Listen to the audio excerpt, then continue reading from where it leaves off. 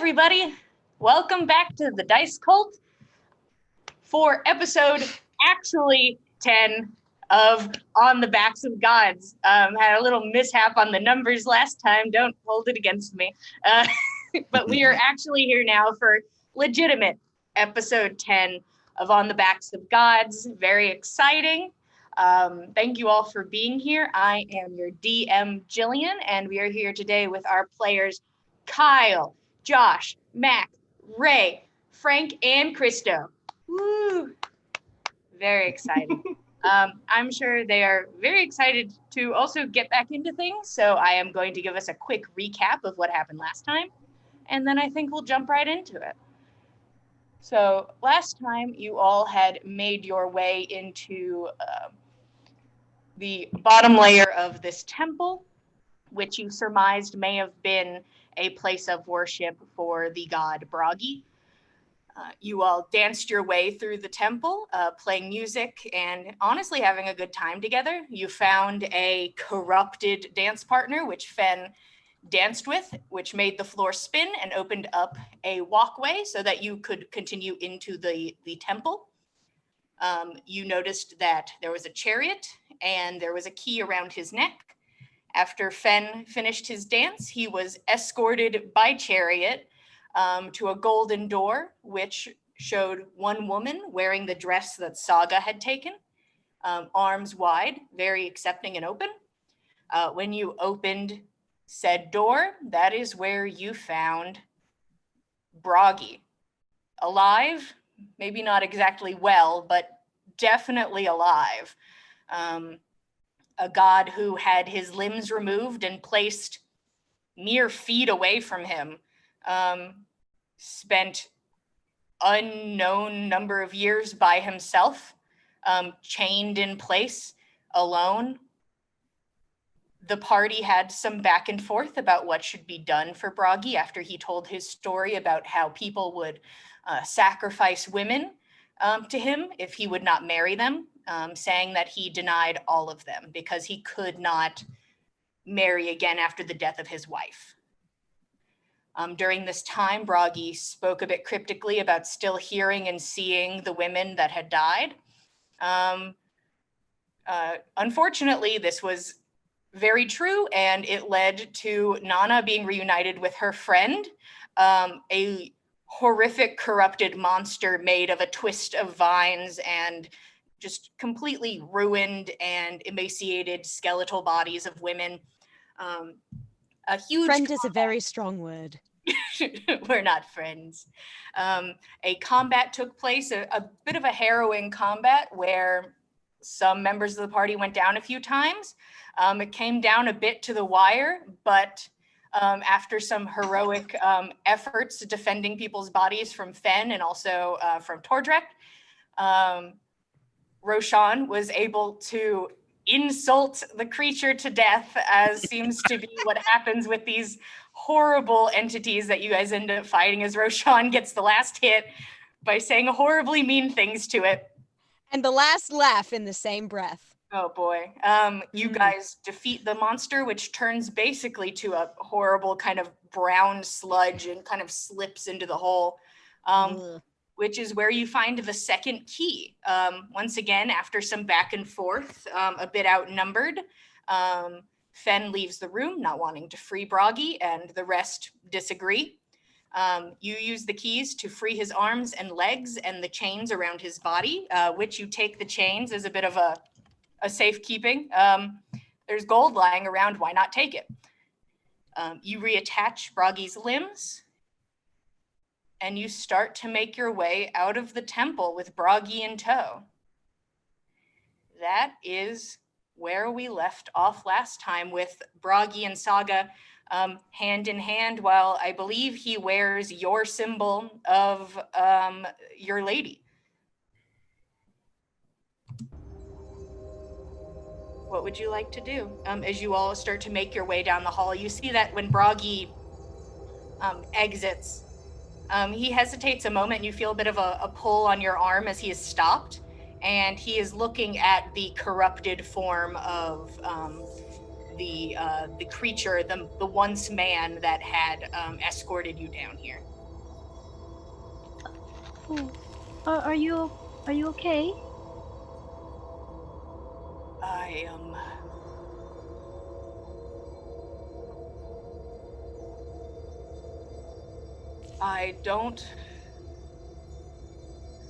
I don't know if I feel comfortable leaving him here, and I do not mean in the sense that I would like to take him with me. Say no more. I take out my sword. On his heel and is back instantly. Oh, Yeah. Oh, boy. Orbion, currently this guy stands arms behind his back, sort of in like a kind of like at attention position, kind of head tilted back. What would you like to do? Oh, just one swing, just head clean off. this Saga takes quite a few steps back. Boy, I don't want to. be careful what you wish for around this group. He steps back with you as well, easily kind of manipulated to move. Gorbjorn steps in and kind of home run, basically hits the head off of this man. And you can hear it smack back into the wall and then bounce along the floor as the body then kind of rigid with ice takes a moment and then more kind of falls to the side instead of crumbling down. So mid-swing, Roshan's like, what if we need him to get back up? And he falls. I like, and I like go fumble for the head. Just like slowly trying to put it back on. It seems to have no effect. Like, it's not like putting Bragi's limbs back on. The head will not reattach.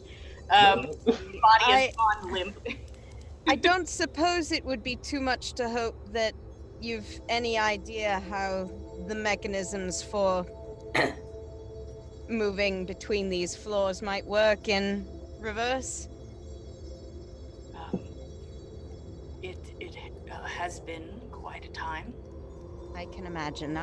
I would not ask if it might not be immediately relevant. I will give it a go.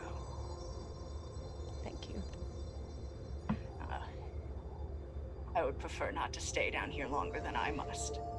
That's understandable. I believe we all can definitely agree with you on that. Yes. Can we make sure that the body of this chauffeur makes it onto the platform with us so we can properly burn it? Yes, we're going to need to do that later. I don't like this idea, but there was an exploding tunnel. If we don't want to take him up all the way. I don't think we have to take him up all the way. I think we can start a fire in the next chamber, or even in this chamber. That will prevent any corruption. Yes, that's better. Better idea. Let's head out. I don't know if any of you recall, but there are at least several potentially angry giants outside. And I don't know about any of you, but I'm quite exhausted. Before we move too far, I think we should try to get some rest. I would be much more comfortable at least meeting up with the sled bearing Ave's body before we take our rest anywhere. I want eyes on that sled. Unless we're only resting a short time. I understand. We need to Bragi, figure out how to return up there. Yes. do you have anything for cold weather? Are you alright, in the cold? Oh. He looks down at himself. Barely clothed. His clothes have mostly disintegrated over time. There is enough for decency, but it is definitely not cold weather efficient. He looks at himself.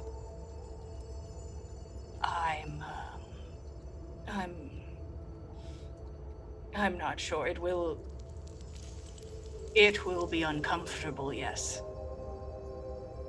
But Can we take the clothes? All right, then we're from that fine. Person?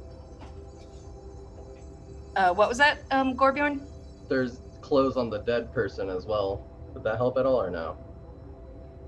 You see that those clothes actually seem to be in okay condition, and the fact that Bragi is so emaciated, he could fit into them. If we're staying down here for a little while, I can take those, and then I probably have some extra cloth. I have quite a large dress, and there's enough cloth on here that I can make you something to wear as well. So then you can be a little bit warmer, hopefully. I'm sorry, I don't have another cloak, but I'll try. Are you quite sure it's a brilliant idea to take the clothes off of a recently corrupted sentinel and put them on a literal god? I cannot be touched by this illness. You call it corruption. It's corruption that I presume is spread from the corpse of your father. Are you stronger than the corruption that seeps from your father's bones? Your father? I watched it grow around me, and it never touched me. Yeah, it'll be fine. I do not like it. I will take his clothes. I would like to get up to the next chamber, if that is all right. Yes, I think that we ought to make some haste as best we can. Thank you. Saga looks at the body and the clothes, and then looks at Bjorn or Tordrick or Fen or anyone.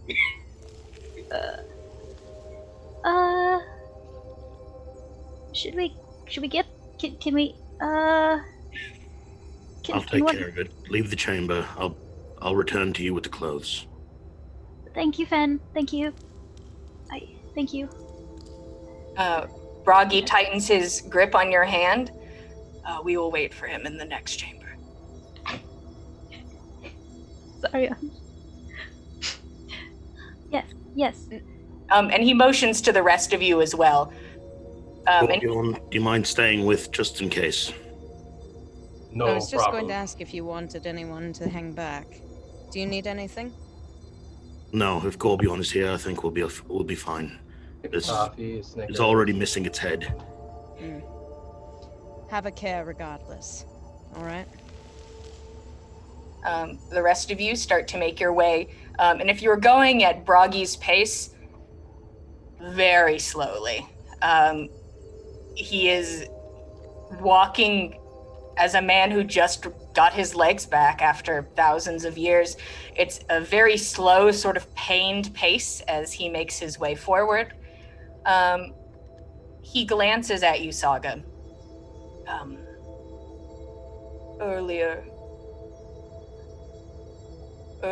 when I said you had her eyes, it wasn't the color. It was the intent and an unconditional kindness. Thank you. Thank you. Of course. I mean, you said you'd help me as well, so of course I'll be kind. Why be mean? That's silly. I wonder that as well. Yeah. Let's. You need to sit down. You're probably so uncomfortable. Well, I guess. Do you want to sit down? You've been sitting for so long. I don't know. She just goes on. He kind of watches you for a moment. And he smiles. It almost seems like his smile's a bit weird, and it takes you a moment. It's maybe the muscles in that general area have not been working very often. The concept of smiling, the motion of smiling. Yes, let us get upstairs, and I can rest, and we can speak of Our Lady. Okay. Okay, yeah. Let's go. All right. He goes with you to the spiral room. Fen and Gorbjorn, what are you doing? Disrobing this husk of whatever is left of this guy.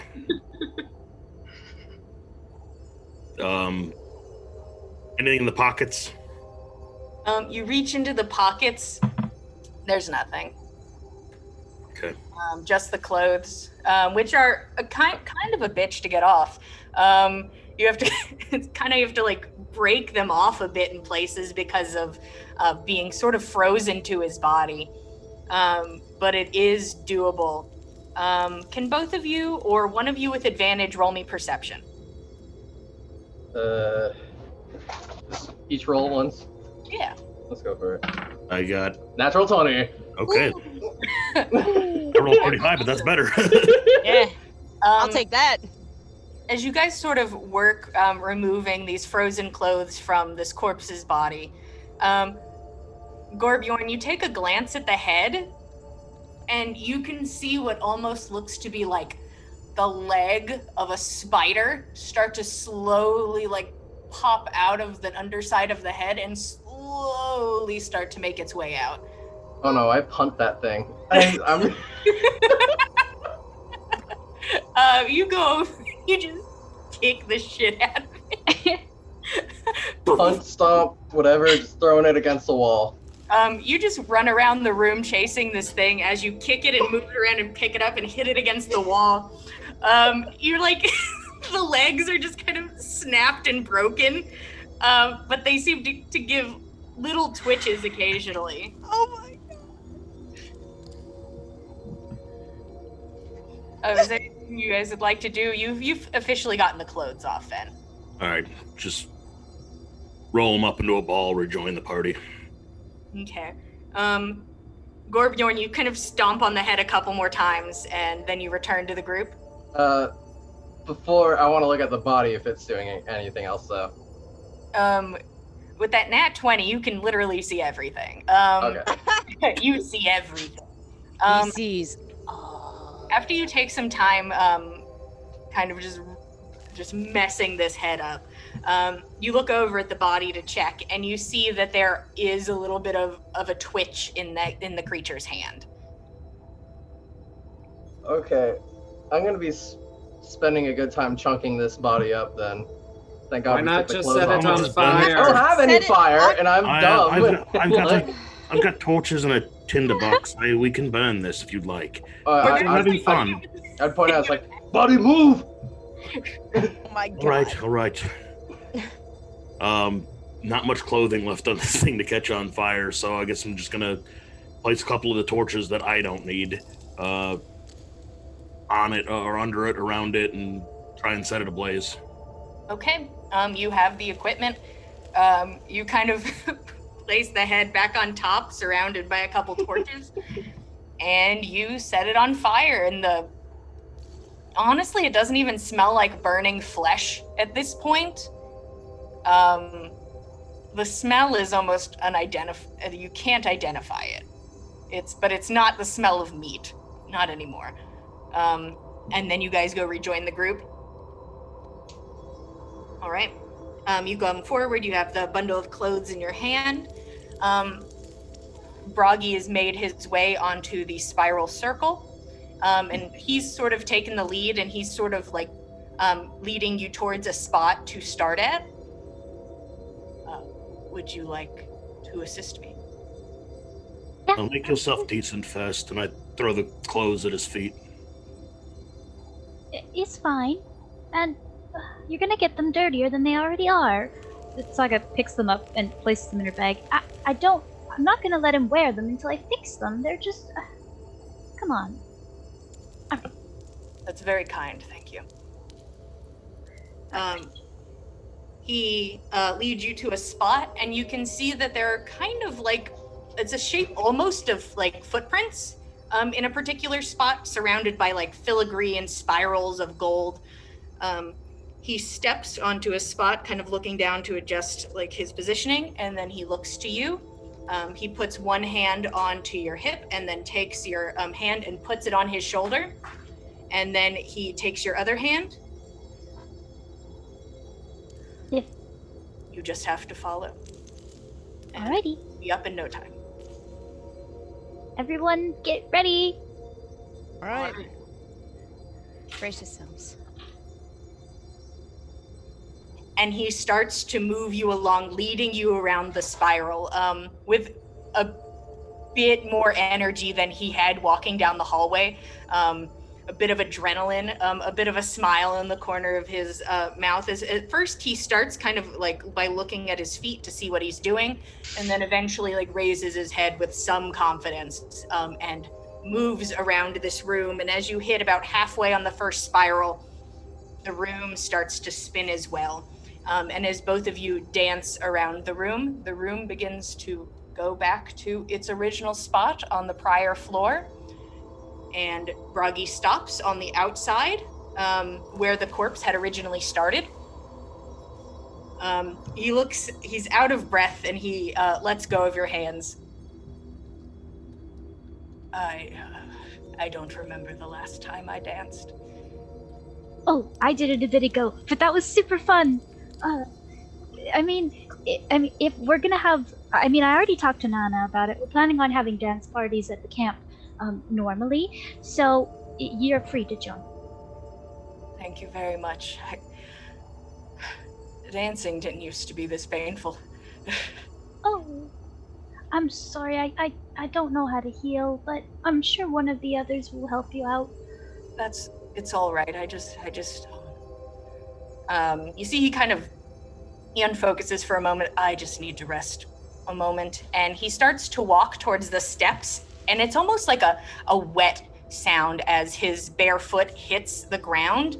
And you look and you can see that he has opened the wounds on his legs, and they have started to kind of coalesce at his feet as he walks, leaving behind little bloody footprints as he makes his way slowly to the steps.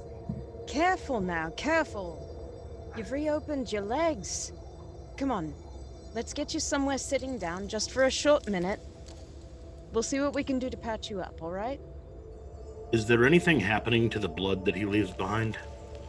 Fen, you take a moment to go look at it. I would say it doesn't need a roll, because it's right there. You look at it. It doesn't seem to. It does not grow flowers as Ave's did. It does not seem to move. It just seems to leave small red marks on the gold.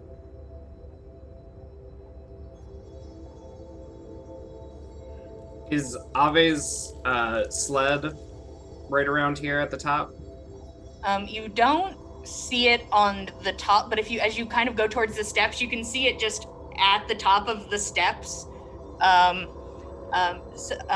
as you came over to give Bragi a hand, you slowly all make your way up the steps. You can see Bragi wincing in pain now with each step as he makes his way up the stairs. When he reaches the top, he looks over to your sled.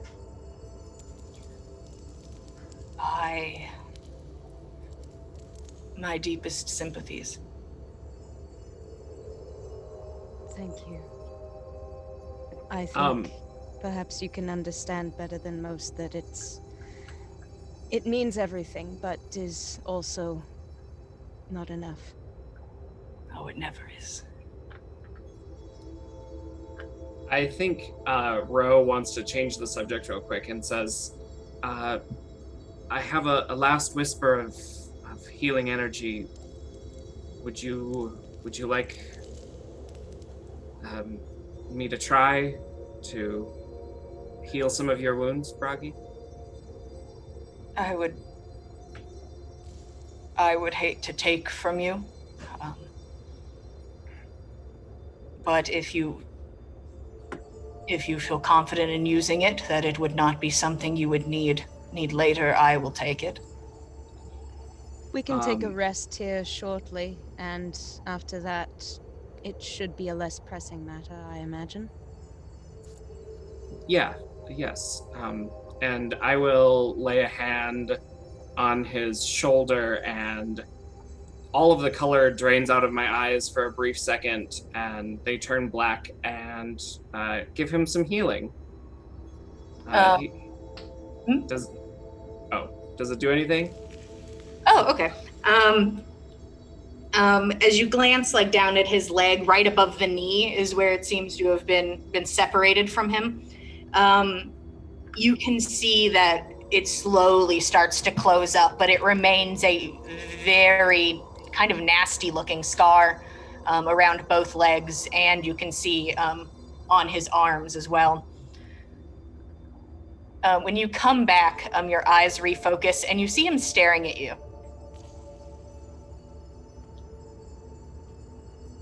Thank you. You're welcome. And he doesn't keep eye contact for very long before going to move Ave to make sure there isn't any corruption leaking in. That's next priority here.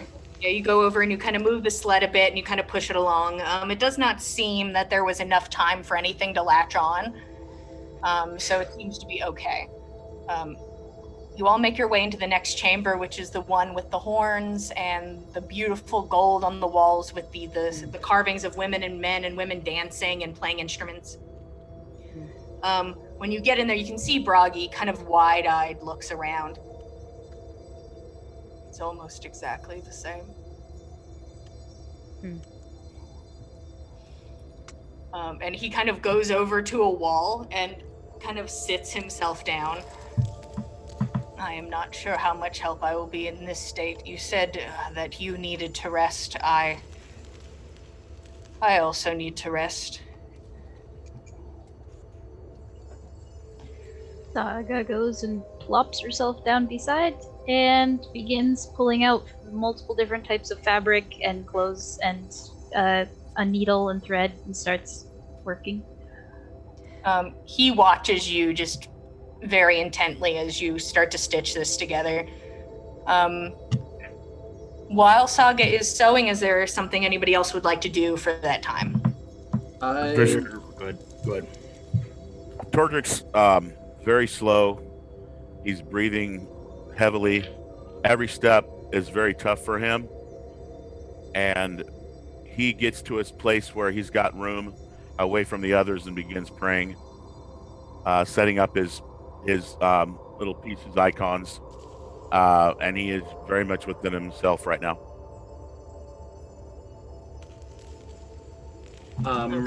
Roshan would go out to the hallway preceding this room and just try to draw some inspiration from the carvings and of the breath and the wind motif on the walls.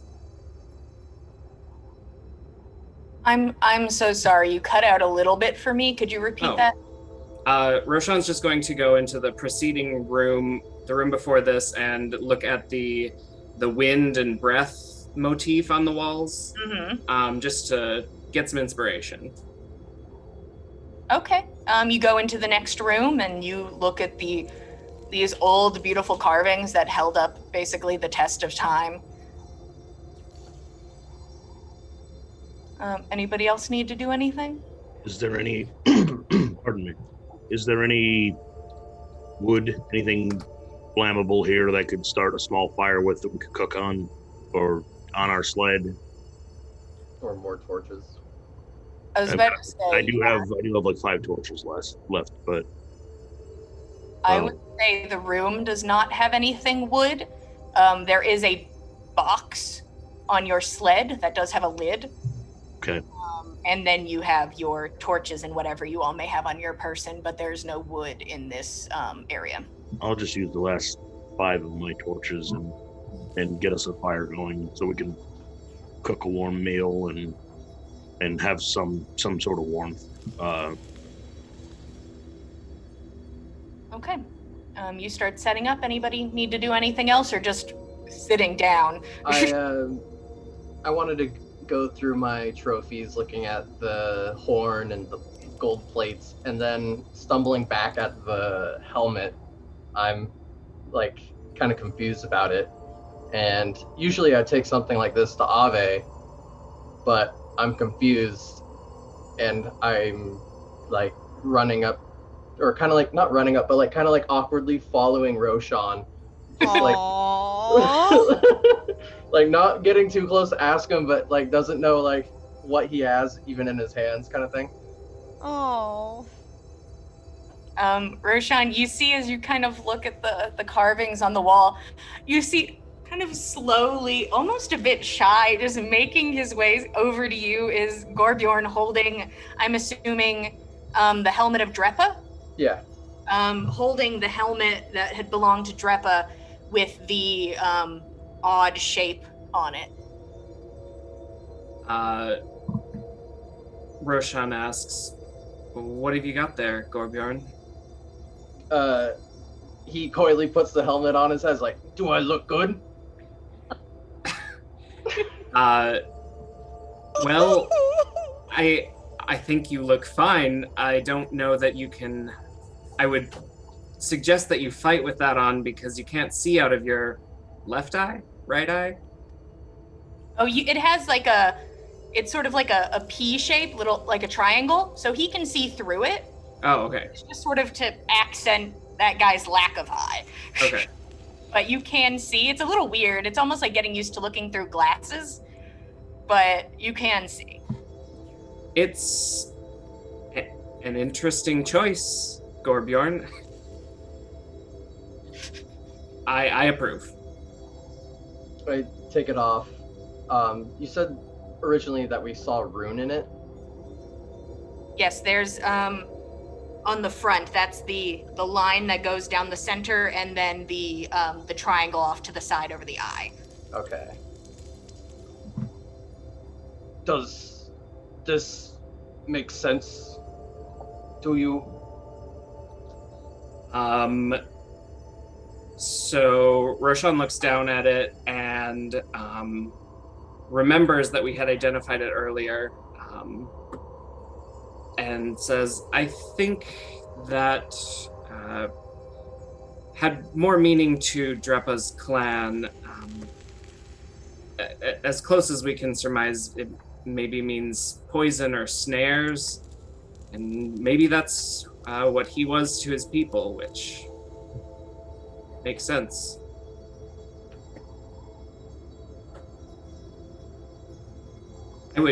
I would change it to something a little more you if you were to wear it. Change to wolf. Yes, that's a good idea. He'd probably put it back in his bag and probably try to yank stuff off the walls again. Okay, you go around the room just seeing if anything. We can't take him anywhere. When you guys get back to civilization and Gorbjorn just goes around trying to pull things off the walls. Gorbjorn, no! Saga, after you finish fixing up the clothes for Bragi, he gives you a nod and kind of with a bit of struggle at the kind of the movement to get it around his arms and shoulders, he pulls off his shirt, and both of you see at the same time on his stomach, in 3 spots in a line, where the holds, the binds had been, are multiple nasty scars of the glyphs. And he's quiet as he stares at it. Are you alright? Does it hurt? Or... I am fine, thank you. I just hate to carry it with me, and I do not know if it can affect me this way. I hope not. Thank you. And he takes the shirt and starts pulling it on, which is very easy. Just it almost dwarfs him a little bit. Like, you can imagine he was once an okay sized guy, but now is just so small and very frail looking as he puts on this other man's clothes. She had taken the other guy's tunic, and where like edges or hems were frayed, she'd put on a new hem or edge with a different fabric. So it's got like some woman's fabric around like the edges, and so it's like sort of brightly colored. And then she has like a wide ribbon that she wraps around his waist to kind of tighten it up a bit. And yeah, there you go. Thank you. He looks over at Tordrek. Do you know who he worships? Oh, yes, the 9 sisters, I believe. I think he'll be better at telling you about it. He's super nice. You can go talk to him. I will give him a moment. Yeah. Oh, he's talking to them now. I should go talk to Lady Satyr to let her know, everything. I'll be back. Of course, and then you can tell me how I worship Our Lady. Yes, I can. And he relaxes and kind of puts his head back against the wall and sort of stares at the designs on the ceiling. Sagal just kind of walk to one of the bigger woman carvings on the wall, and kind of kneel down and pulls out a dagger and scrapes Lady Satyr's symbol into the gold, and kind of sits and lady, I think I got us a new follower. I think he might be a god, so he's hopefully going to be very helpful. He said he would help. I just need some instruction on what to tell him to do. Or if you want to talk to him, that's okay too, but if you're too busy, I'll talk to him.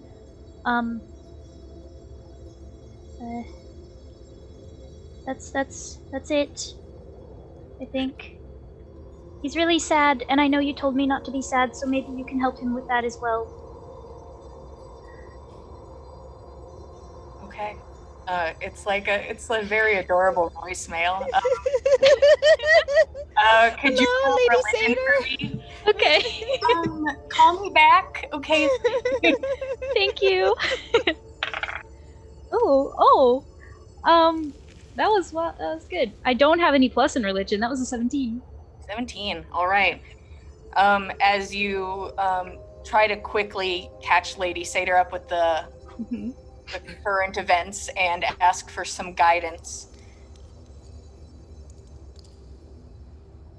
you don't really hear anything. You don't hear her voice speaking to you as it has recently, even though that was very exciting when it did happen. But you can just feel an energy from inside of your bag. A small energy. And you could just feel something in your bag calling to you. Oh, she hops up and scampers over to her bag, and that's the only way to describe it, and looks through, trying to find what the item is. All right. You scamper over and start kind of digging through your bag. Strange items fly out. Yeah. You pull out your dulcimer and set it out of the way. Yeah. And you see, just sitting at the bottom of your pack, the energy you can feel is radiating from this is a small tincture.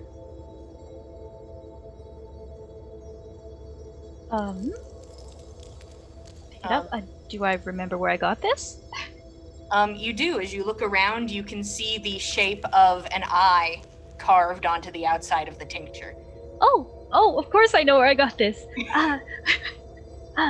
Okay. And you can see Bragi sitting, staring at the sky. Saga runs over to Bragi and puts some eye drops in his eyes. Just don't struggle. Oh my god! Don't struggle! You run over, say don't struggle, and then drop 2 drops into his eyes. Oh my god! Yeah. And he Saga. doesn't. Oh, good. Oh, good! He keeps his head staring up, and you can see his eyes, and you watch as they glaze over and pale a bit, and he seems to have gone somewhere else, and you see him mouthing things, but no sound comes out. And it takes a moment as you hope. Yeah, no, she's just waiting. After a moment, he blinks and his eyes return to normal. What'd she say? Did you talk to her? Was she happy to see you? Well, I'm sorry. Go. No, I wasn't exactly ready for that, but Sorry. all right. It was strange. Do you see things when you do this? Yeah. That's how the goddess spoke to me mainly in the past, but she's been more active lately. I think it's because I'm doing very well, and yeah.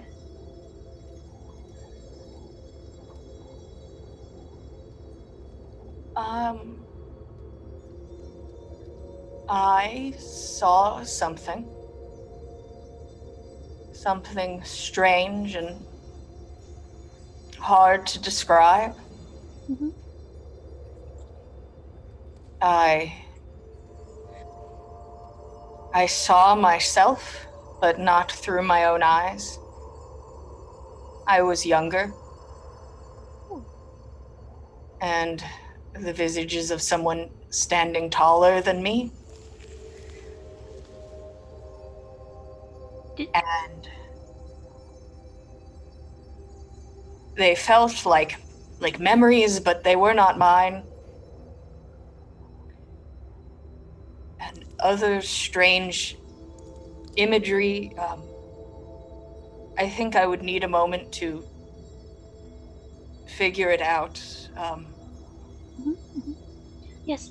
Yeah. Usually when she gives me something, it's very an abstract sort of a prophecy. That might be what you saw. You might have your own prophecy to follow. But you just think about that. I'll wait for that. I see. And Saga kind of runs over and starts putting things back in her bag, and then picks up the dulcimer and just starts playing some music. Not the music on the walls though, because maybe that might offend someone. So just play some tunes. He watches you while you play. When you're done, could I? Oh, you can do that. Yeah. You run over and hand him the dulcimer, and he looks over it. I hope my hands are not as injured as my legs. I hope not. He runs a finger over and strums over the notes. And it's already beautiful. He begins to play, and the sounds reverberate around the room, like entering these pipes and escalating in sound, and just the room is alive with soft, gentle dulcimer music. It's very soothing and a little sad. It is not the music played on the walls either. But he plays for a moment and then stops. Well, that's good to know. That was very nice. If you want to keep going, you can. I was using it, but you can use it if you want to. He smiles and hands it back to you. All right. How do we worship your god? Oh.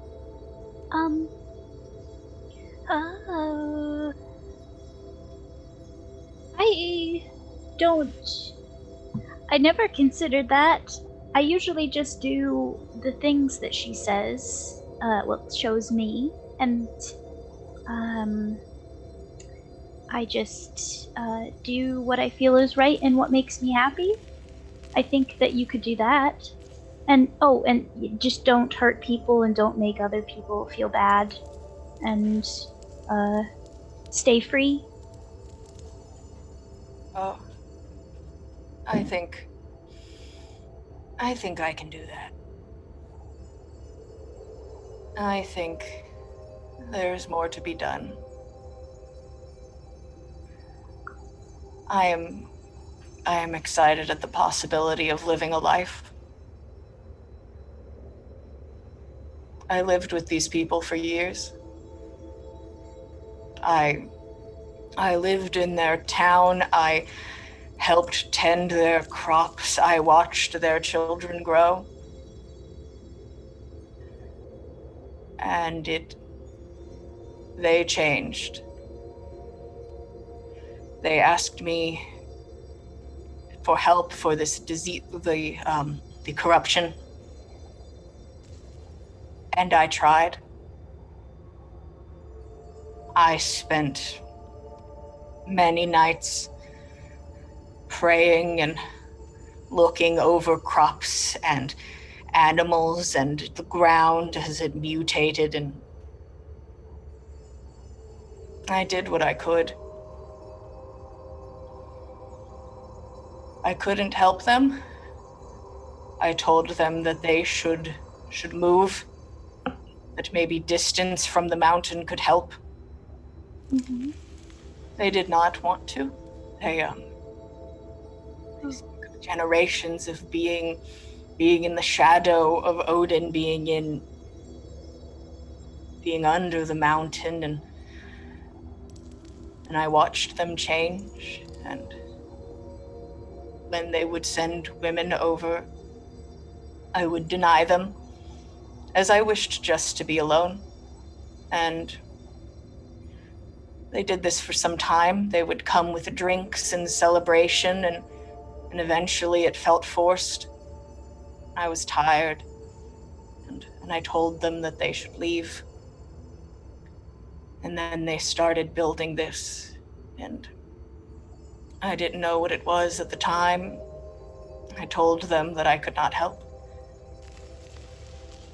And they took me here. And they asked me to sit and watch a show.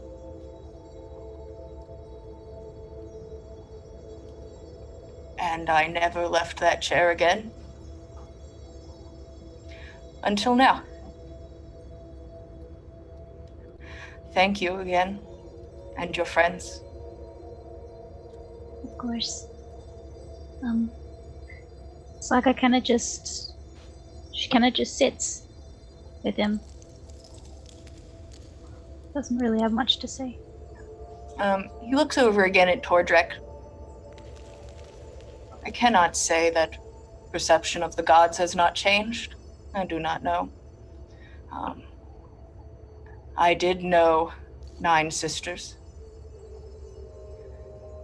There was one, Heffring.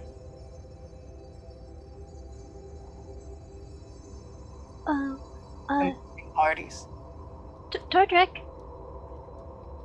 Tordrek, I'm sorry, are you finished talking to the ladies?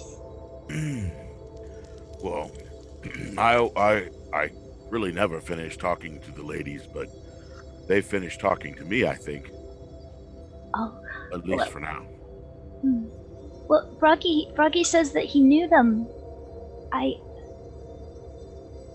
Tordrek's eyes widen. He kind of shakes himself out a little bit and wakes up. Oh, this is wondrous. May I sit and listen? Of course, I will try to remember the times I spent with them. I just want to make sure, you worship, Heffring and her sisters? Yes. That's them. Yes. Legata. He begins to name off all these names, and he's trying to say them well within the way that his mouth works with the dwarven thing, and he makes quite a few mistakes, I'm sure, to Bragi as far as how they should be said, but he's trying his best. He goes, and he goes over to the sled that's there, and he goes looking to see if he can't find the one last cask that has some ale in it. Haha. He comes back. Mhm. He comes back and he gets down on both knees and here. It's some of the last. I will do my best to savor it. And he takes a sip, and he kind of chokes on it a bit. I'm sorry, that is no insult to you. I have not had anything to drink in quite some time. I do not mean to insult. Let me tell you a story about a party Heffring had thrown. It was a birthday party. At least that's what she had said for one of her sisters. And it was really just a trick to push her off a cliff. She was fine. But it was a very expensive, elaborate ruse. And it was off a cliff into the water, so it was fine. And then there was a whole celebration of just beautiful waves. And they moved differently than how the moon moves them. They would spin and they would make beautiful shapes.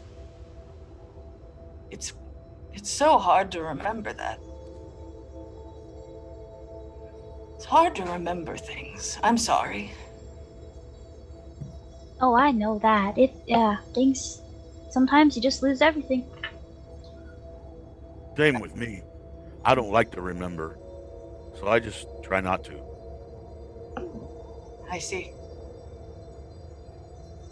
Remembering can be difficult. Whether it is emotionally taxing or just impossible. I understand. You have picked very good gods, I think. And I'm glad they live.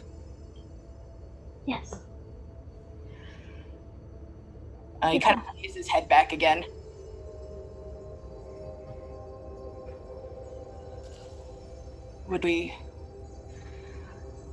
If I could just rest the night, I could hopefully do what needs to be done tomorrow, what you all ask of me. Mm-hmm. I think the lot of us could probably do with a long rest. I certainly could do with some time to rest my feet, figure out our plan for the next day ahead. So Tordrick is he was praying to the Nine Sisters because he's so tired and withdrawn after what just happened that he wanted to be able to just have enough inside of him to heal once more. And after speaking with the god, he feels he's got just enough power to share, and he puts his arm out to Bragi like the dwarves shake hands with the arm out, so that the arm's got to go like this, and he does that to see if he comes towards him in that gesture, and then he does a cure wounds, which is his last bit of effort he's got. Okay. When you go and embrace his arm, almost instinctually, he grasps yours as well, and you heal him. For how many point you heal? 6. All right. 6 point you heal. Thanks, 6 point. He smiles at you. That was from the Nine Sisters. I didn't think I had it in me at first. I appreciate it. I appreciate you and them.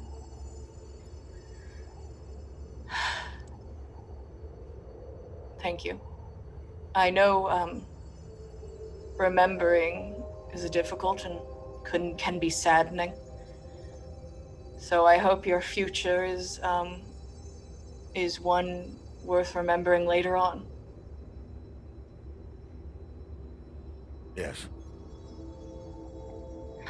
He smiles.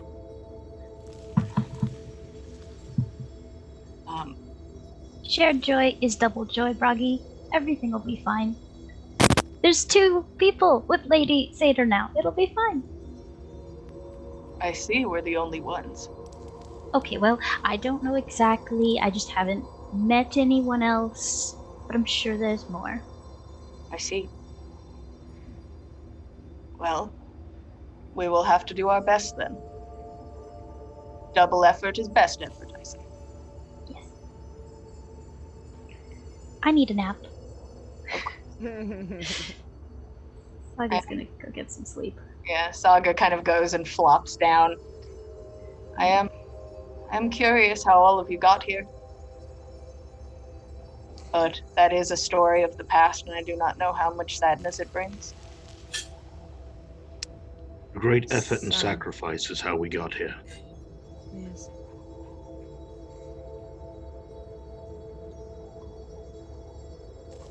My brother, Ave, chief of our village, Galunda, under the protection of Golveg,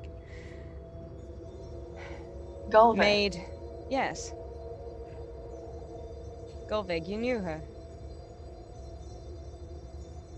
I'm sorry to interrupt.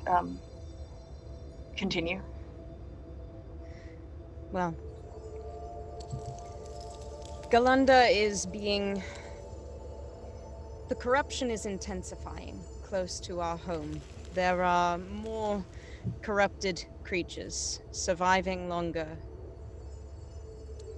It is trouble that is brewing. It is trouble with our crops. Very similar, I think, to what happened to these poor people with whom you sheltered previously.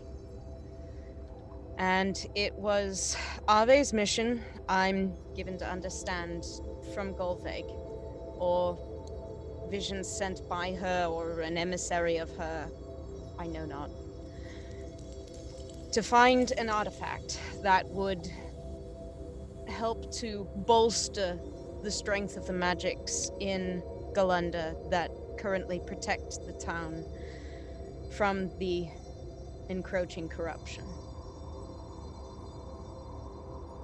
And it was in this quest that he perished, and we have taken up his mantle. We cannot afford not to return to Galunda without this artifact, or we are sentencing all our families and all our friends to death.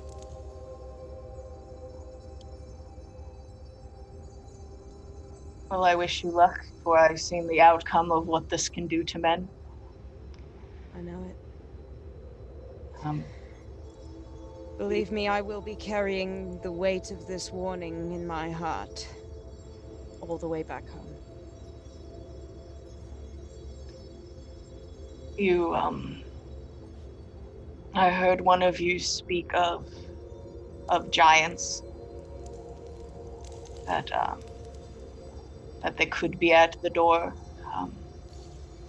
I am not sure if I can assist you in this re-illumination of my father's spine, but my mother was a giant, and perhaps I can have some sway. It is the least I owe you. I could cause a distraction. I could speak to them, and you could possibly acquire safe passage. We will see what we can see when we finally exit this place. If the giants are still there, then we may just need that distraction, but I'd be loath to leave you to their mercies after we encountered their friend.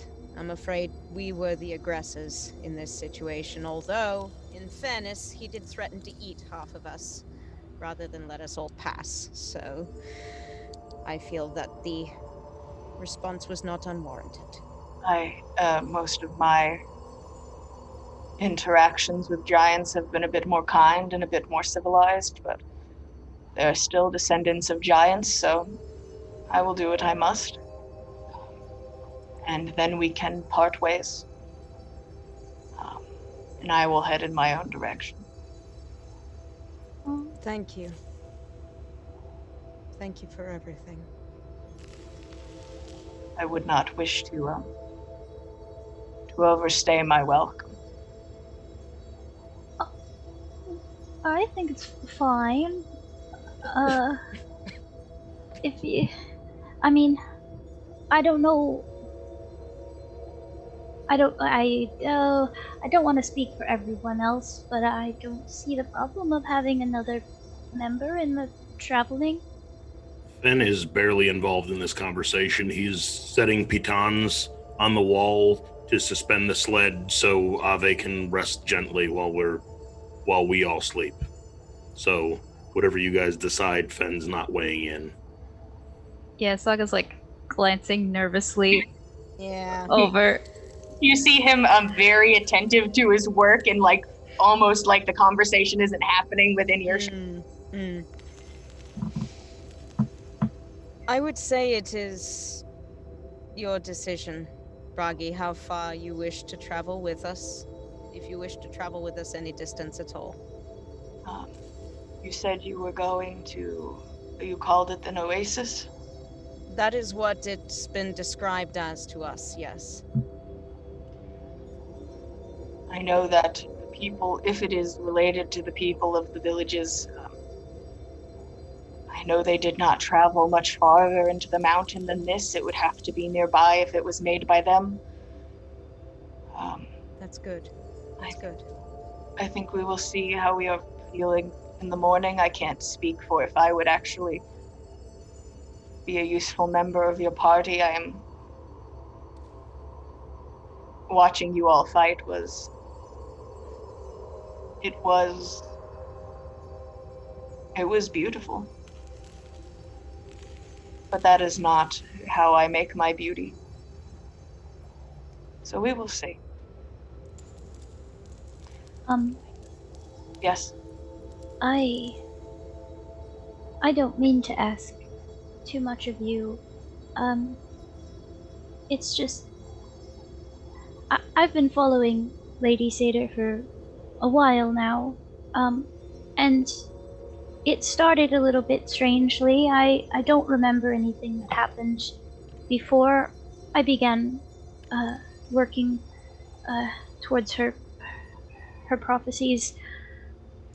And since I began, I've kind of been alone, walking alone, and this is the first time I've been out with people, and I've been traveling with this party, and it's the best. It's been the best time I've ever had. I just want to let you guys, everybody know. I really love all of you, and this has been absolutely wonderful. I know we almost died multiple times, but it's been very fun. I'm just a little worried about what's going to happen when we get back to town and the prophecy's over and I have to leave and be alone again. Well, we can but hope that Lady Seder won't send you on your way before you have a chance to help us again. Or, at the very least, celebrate our victorious return. Right? Yes. Thank you, Nanna. Of course. You'll always be welcome in Galunda as well, as long as I have sway there. Thank you. If I owe you near everything. I owe this group near everything, and I do not have much to give. If you asked me to stay, I would stay. Thank you. I just, now that I've experienced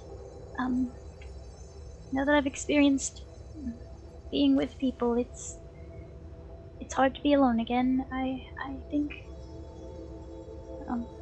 Saga kind of pulls her bedroll closer to wherever the group is and snuggles in. All right. You The need night- your rest. Bragi looks over the group. I may be tired, but I can always take a watch if necessary. However we plan to do this, I think I do not want to claim this is secure, even though it looks the same. But I will take a watch if one needs to be had. I'm of the opinion that we had best not be caught off guard inside the mountain. Best to take a watch, just to be safe. So, after some time, after all these conversations, and some people are tucking into bed already, Ro will go back into the room after studying the carvings in the walls for a while, and he'll find a nice open space to sit down. How big is the room? It's quite large, right? Pretty big room, yeah. Okay. Just some space where there's not much around, and he will sit on the ground and he will start whistling a tune that sounds something like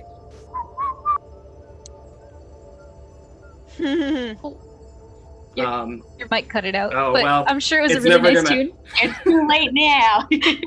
I heard in the Hall of the Mountain King. you heard correctly. Oh.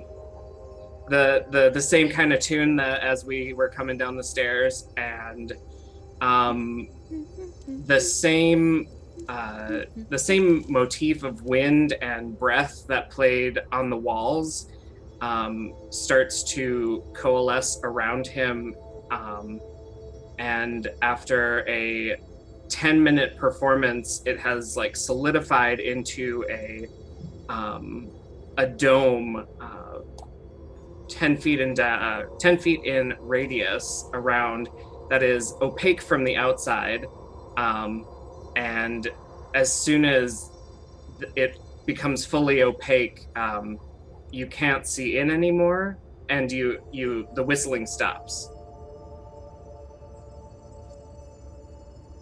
Oh. Has he made that dome like around himself, or Yes.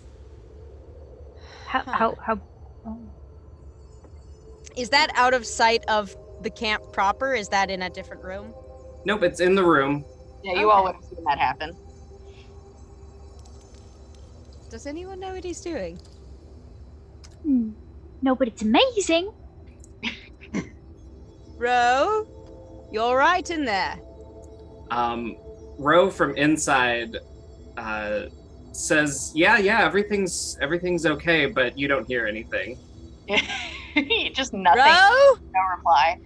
hello. Can look you like a- hear me? Does it look like a tent? No, it's a dome. It's opaque black from the outside right now. Saga goes towards it and attempts to climb it. You do not collide with the dome. You go straight through the dome. Oh no. There was momentum behind that. So I'll say that Saga just disappears within the dome and Yeah. face plants on the ground, but Ro goes and helps her up. My gosh. Well, what is this? A bit of new spell work. This place, despite its dreariness, is awe-inspiring, and I think, and you notice once you go in there that it is warm, and it's well lit, and like the first all-over warmth since probably back in Galunder. Yeah. And he says, I think this would be a good place to spend the evening. I know instinctively that I cannot leave, but if you gather everyone from outside, they can come in. All right. This amazing. You know what? How far away is this dome from the fire? Did we start a fire? There's Yeah. Yeah. Oh, yeah. Yeah, Fen started a small one with some torches and some oh wood yes. bits. Not containing it, but not too far from it. I'll go get the others, and also I have a present for you. She runs away. Everybody, it's a tent. It's actually a tent. It's really warm in there. Go inside. He's fine. Everything's fine. And then Saga goes to her bag. How many people can fit in? Like 19. Oh, wow. Wow. So it's TARDIS, like, so it's bigger on the inside. Well, it's 20 feet in diameter. Oh, so it's 20 feet. Oh, okay. I heard 10 feet radius. Yeah. Yes, I heard 10 feet diameter. Sorry. It's cramped, but a spacious kind of cramped. All right. Yeah. It's pony type of cramped. Does everybody see. go inside? I mean, why not? I suppose. Might be You were able handy. to get the sled strapped up or get Ave strapped up, however. Yeah, I'm sure. And Nanna would have assisted Fen if he needed it. Yeah, I would say very doable. Yeah, Saga will help pull bedrolls and things in, and after searching through her bag for a bit, she pulls out a couple pieces of paper, and Ro, I think you'll have better use of this than I do. And she hands them to him, and you see that. I found this. I think it's a song. I think I just actually I haven't played it yet. I don't know. I just know it's. I think you'll be better at it than I will. Thank you, Saga. You're always full of surprises. Well, so are you. And so it's just like 2 phrases of music. Yeah, it's like a bit of a song. It's just the notes, and it's two pieces of paper, and it's kind of scattered. Yeah, it was part of one of the prophecies that I did, I think, maybe 2 years or so ago. I just put it in my bag and kind of forgot about it. And what is this song? What did this song do for you? Let me make this up right now. Well, there was a baby sheep, and I had to make it fall asleep. And it was sort of like the reverse of counting sheep, but I had to count, well, it's a bit hard to explain. I had to count the canopies of trees and the leaves on the trees, and they corresponded with the notes that I wrote down. And, you know, it was one of those prophecy things. It was very, strange. But... Ro takes another look at the paper and kind of hums the tune to himself and says, for music written by counting the leaves on the trees, it's quite beautiful. I think it was probably written by Lady Satyr. So, of course it is. Well, perhaps it should, these 2 go together, correct? Yes. Well, perhaps they should be a part of something larger. And Ro gets out a little notebook filled with musical scribblings and makes a couple notes on them and then files them away. Yes. See? It's like, oh, I'm so excited to see what you do. All right. You hand off the notes to Roshan, who takes them willingly. It sounds so, like, scary. He takes it willingly. The pact is sealed. Bragi stands up and makes his way over. If you all would like, I will I will take the first watch. I worry that if I fall asleep, I will not be getting up very quickly. I could take a 4-hour watch, and then you could do as you like. I know all of you have been working quite hard today. Not a chance that Fen sleeps while he's awake. Well, So, Fen looks doesn't like- need to sleep as much anyway. Looks But like y'all should take a watch Bragi. It looks like together. Bragi and I are sitting by a little magical fire. Oh no. I Saga's love not here to it. protect him. I can't love wait. it. I love it. Everyone Buddy cop show. gets ready to go to sleep, very tired. It's not even really a choice. It's like, if I don't lay down, I will fall where I stand. It has gotten to that point. All of you make your way, disappearing into this orb. Bragi sits by the fire. Fen, do you go to the fire? I'm sitting in some place where I'm able to watch over all of my friends while not letting Bragi out of my sight. So, positioned however I can to make that happen. Okay, easy enough. You kind of put your back to a wall, so that you don't have, nothing can catch up behind you. You can see the orb, and you can see Bragi. And you Rangers are actually cats. you start your shift together. Bragi doesn't say anything. He sort of watches the fire and occasionally hums to himself. You can feel eyes on you after a moment. You can feel like a sensation, and your body begins to tense. Your muscles just hard and like contract. You are unable to move, and you feel your jaw tense, unable to speak, and you stand solid in place. And you hear the gentle footsteps as Bragi begins to walk up to you. And that is where we are going to take our break. Oh no! Oh boy, Fen! Hey everybody! Welcome back. Thanks for sticking around or just joining us. We are definitely all ready, as you can see by all of us sitting here and being ready. Yes. Just a quick catch back up on what just happened on the Backs of Gods. The party just escorted Bragi, who seems to be worse for wear, up to the main chamber where Nanna and Saga had danced together. They set up camp for the night there. Roshan created, I believe, a tiny hut for the team to safely and warmly sleep for the night. The first time in ages, just instant comfort, and sleep is inevitable. Bragi offered to take the first watch. Fen didn't see that was fit and joined him for said first watch.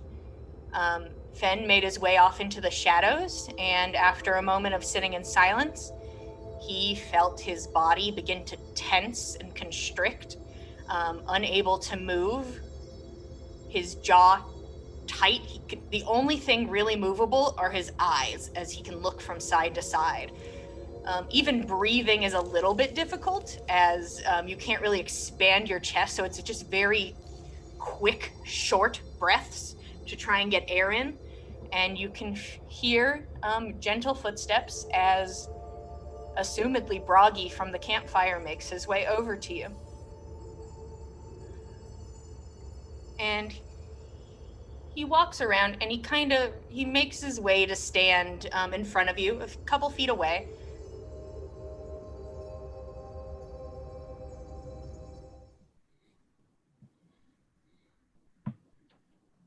You have done much speaking for me, Elf. Now, I shall speak for myself, if that's all right. I have never been a man of sword and shield. I wasn't meant for war. Many of my kin even called me a coward. And I am. He takes a step closer. But, in your words, not mine, you are an ant. An ant standing before God. And you, just for a moment, got to feel powerful. I could crush you like the ant you claim to be. You threatened my honor and my life. But because I am now speaking for myself, let me tell you, before me stands a man, not an ant. A sad, broken man.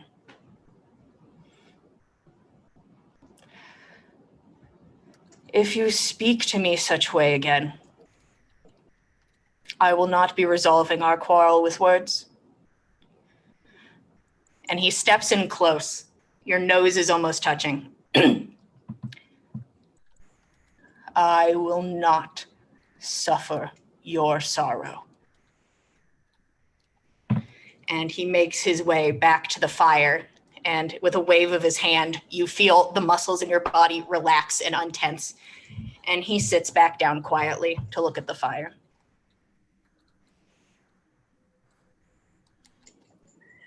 Let's see where we stand then. He gives a soft nod and kind of holds his hand up to the fire and sort of warms his fingers.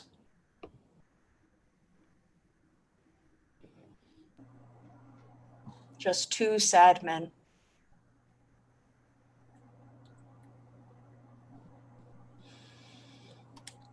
And should I...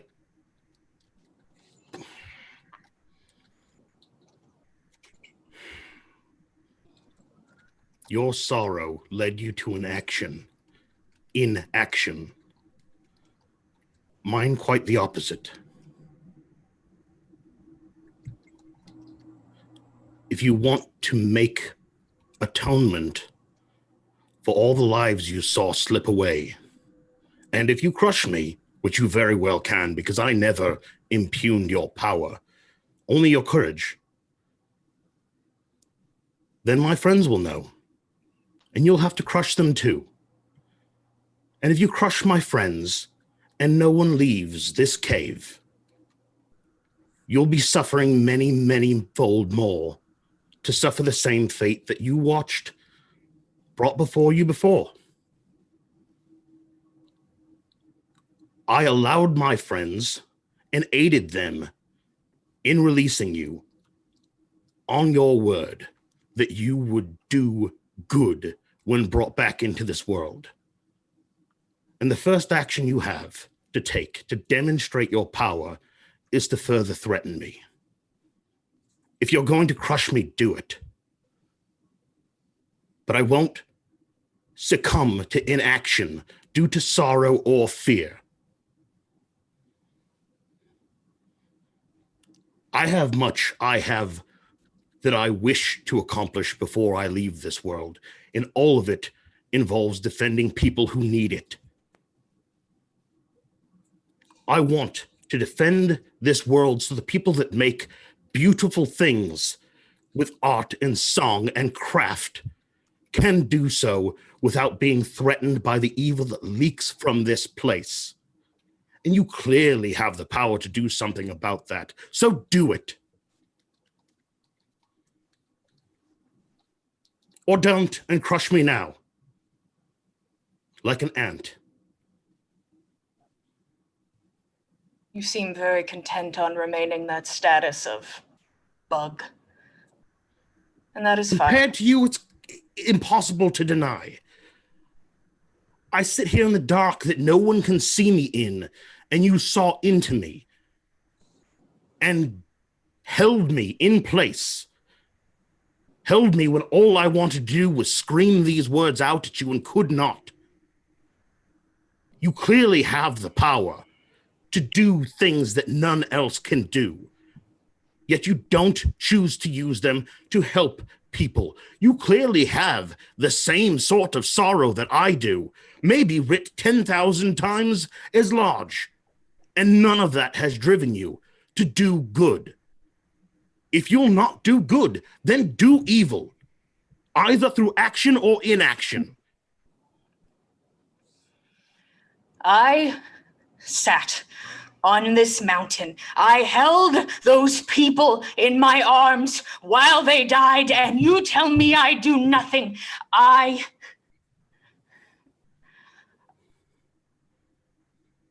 You don't need to question my power, for I have none. I can't hold this back. It is not a skill I possess. I do not know if any do, and if this oasis exists, I am excited for you. I am ecstatic that I will not be taken advantage of again by sad people, deranged, sad men that took advantage. I do not owe the world anything, and yet I am going to give them everything. You have the power to give to the world. Whether it's through art, beauty, poetry, song, you have the power to give to the world. Power is an obligation to do for the world. There are those of us who are weak, and there are those of us who are strong. Those who are strong have an obligation, a moral obligation to do good.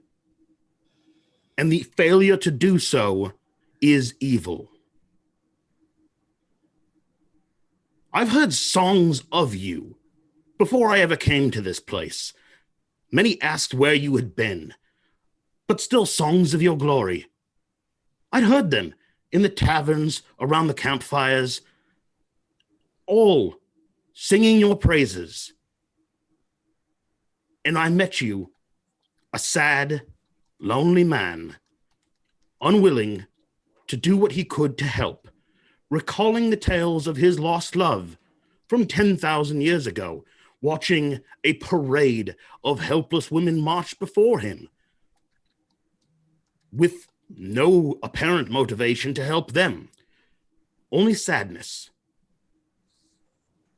We're all capable of sadness, maybe not on the same scale. We have short little lives, as you put it. Our lives can be a lot shorter than they deserve to be, even those of us who live to the full extent, not to mention those cut down by evil before their time. So, I ask you again, when you were bound, and now I ask you while I am bound, will you do good in this world with the rest of your time here, or will you continue to threaten ants like me?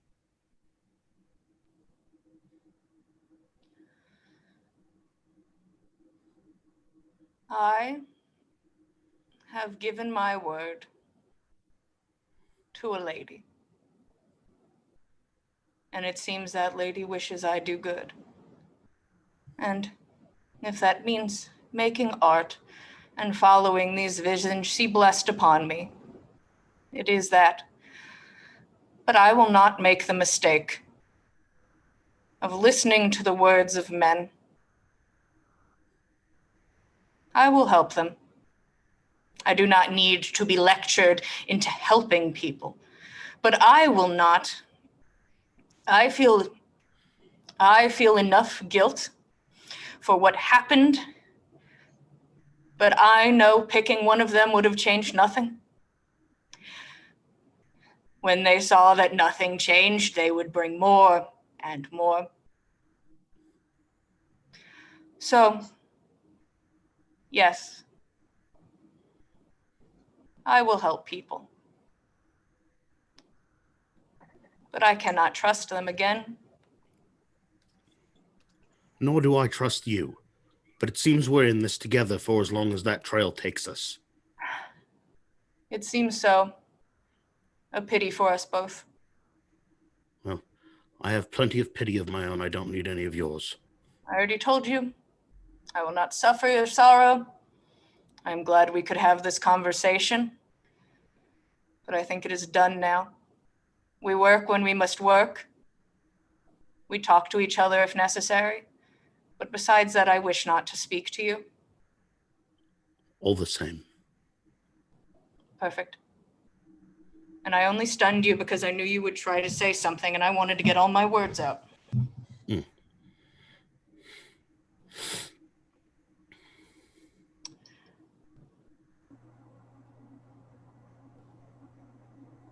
I'm glad the people still sing. Not of me. They shouldn't. But I'm glad they're happy wherever they are. I can't wait to see. They still sing. They sing of many things. They sing of you. They think they understand you. They don't, nor do I. But they think you're good, and at least I know that is yet to be proven.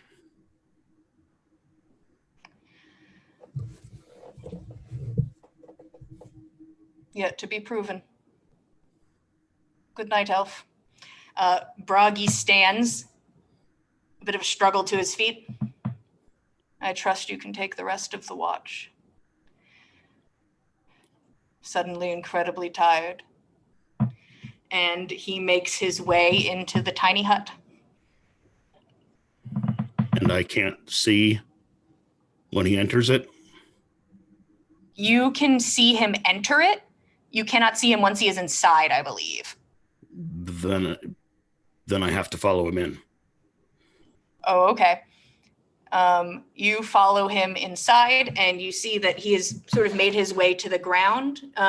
He doesn't really have a sleeping bag of his own, so he just kind of goes closer to where Saga is and just has begun to lay down. And he side glances and sees that you entered, but doesn't really say anything or take too much notice, and then lays down.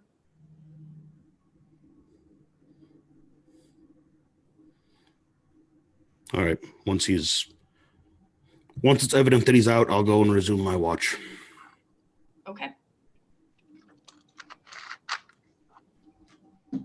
Are you going to take one watch or two? Or are you going to take a watch and then nobody take the watch? The tiny hut brings up the questions. If you try to rouse Ro to take a watch, it's clear he's not waking up. I'll take both watches. Should we be concerned? Is he, I haven't tried to rouse Roshan. I would just take both watches knowing that all of my comrades are tired and I don't necessarily feel tired. I may feel exhausted, but I don't feel tired in the same way. So I'll just take the first two watches, and then when someone's up, they can come and let me know it's safe for me to take take my rest. Okay, you will see that you take these two watches, physically and mentally a bit tired. After the 8 hours passes, you look over to the dome that is above your friends, and you watch it flicker, and then kind of slowly peel open and dissipate. All of them still kind of sleeping inside, some rousing when a bit of the cold wind hits them, now no longer protected by the I guess the heating unit that is inside the tiny hut. The tiny heater. yeah. Just a little heater. The tiny hut's tiny heater. Yeah, so you watch that happen, Fen, and all of them sort of reappear, kind of almost perfectly, all of them in a circular shape, as they had filled it out. Saga probably. Ro, you're going to do something about that. Ro. Ro wakes up quickly with the rush of cold air and starts shivering and putting clothes back on and says, I don't think that I think that means it's time to go. Shivering. Time to go. Has it been 8 hours yet? It hasn't been enough 8 hours. It's never been enough 8 hours. Okay, so basically currently Everyone has had a long rest except for Fen.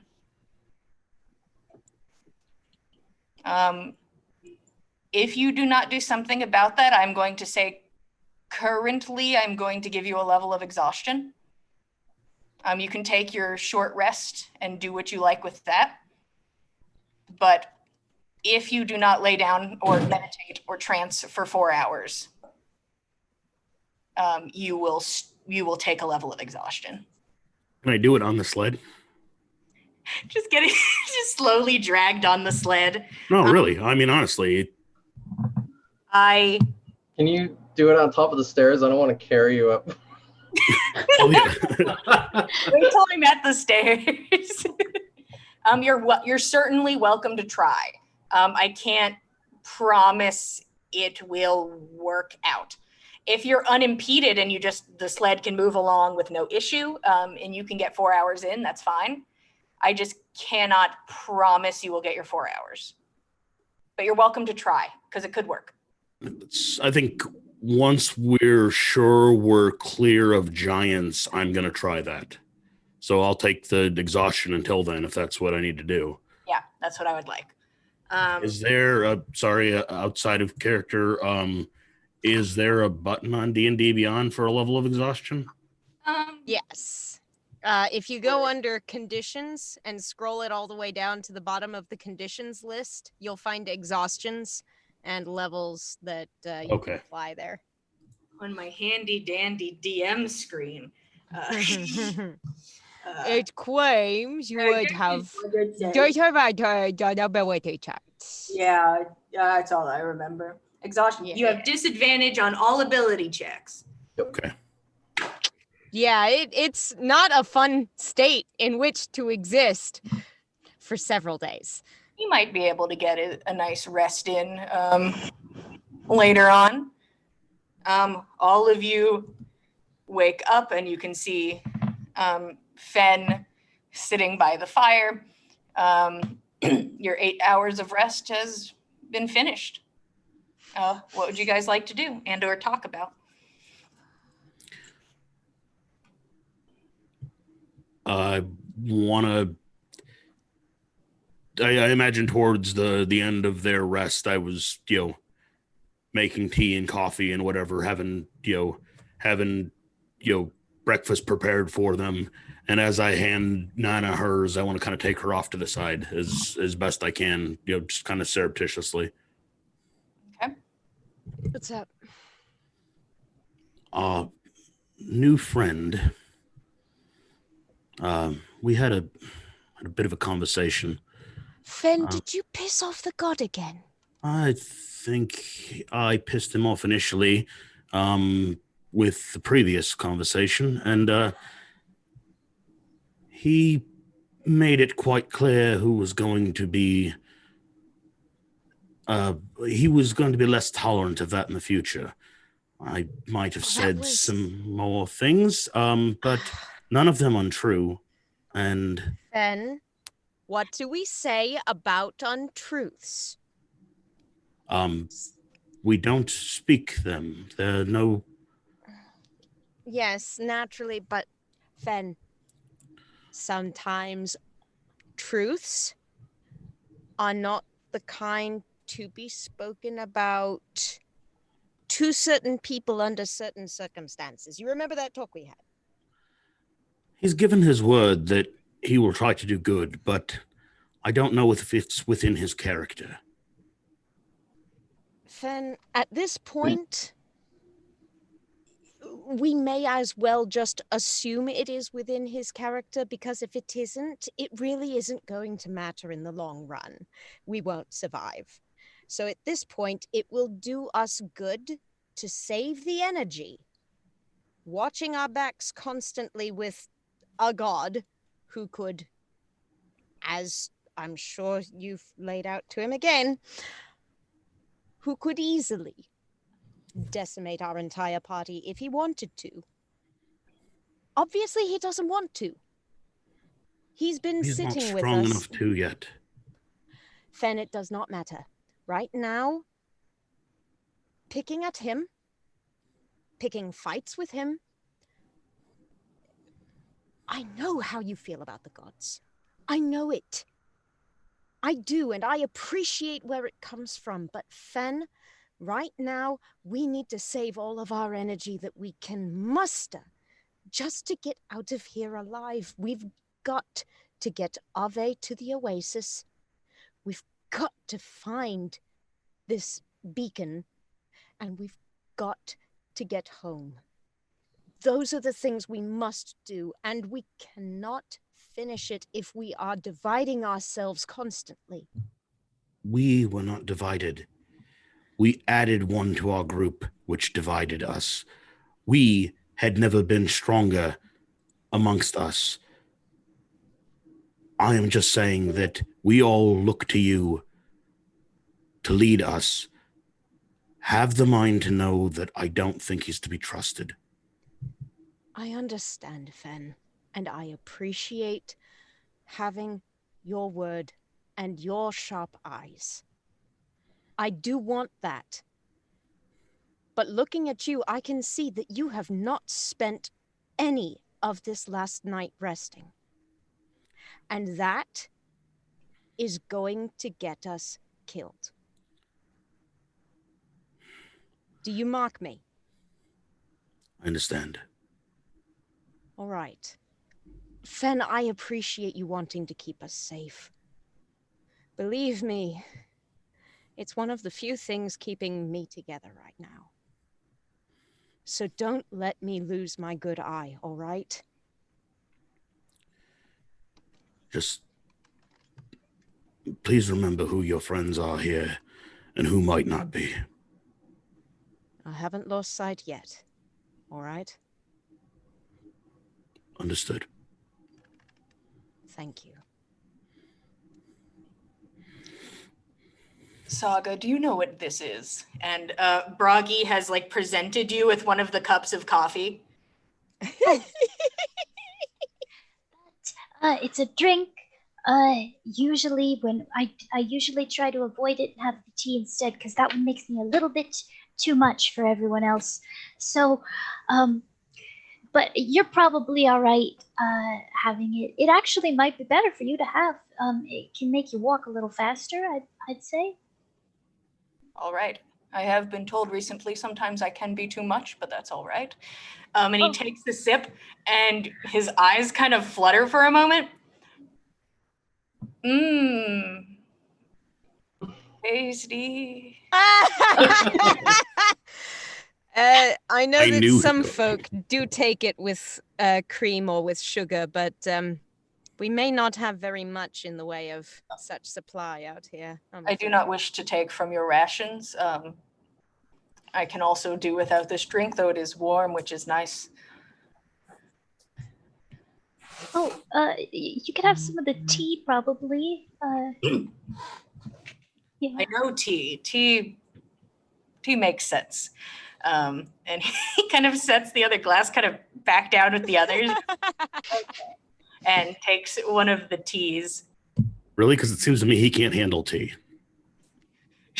Oh!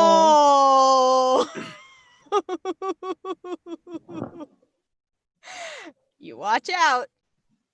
Gonna get Tar World word.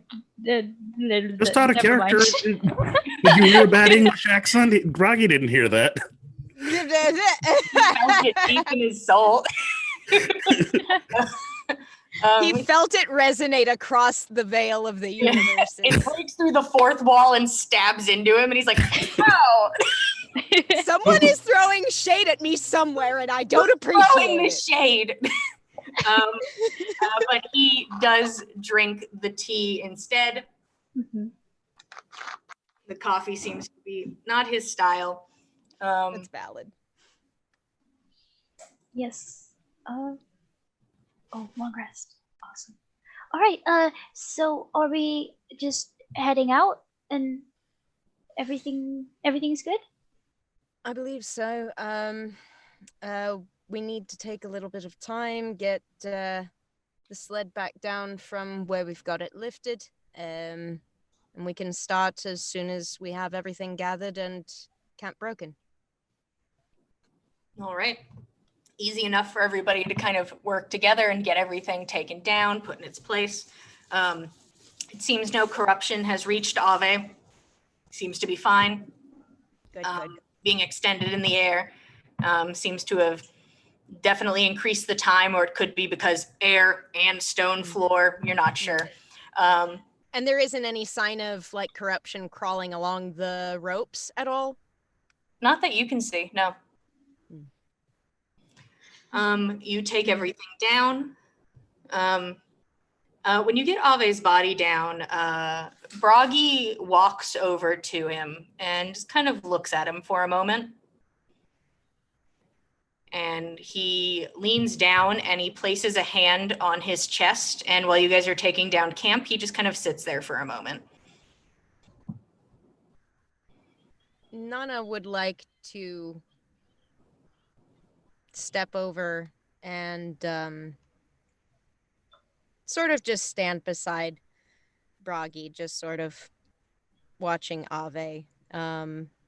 It's something that she does periodically when they're at rest anyway, so it's not something out of the ordinary.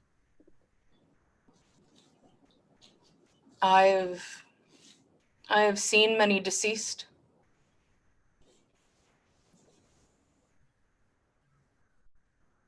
I do not know if this is because of the corruption, as you put it, or the energy of my father, but he feels different.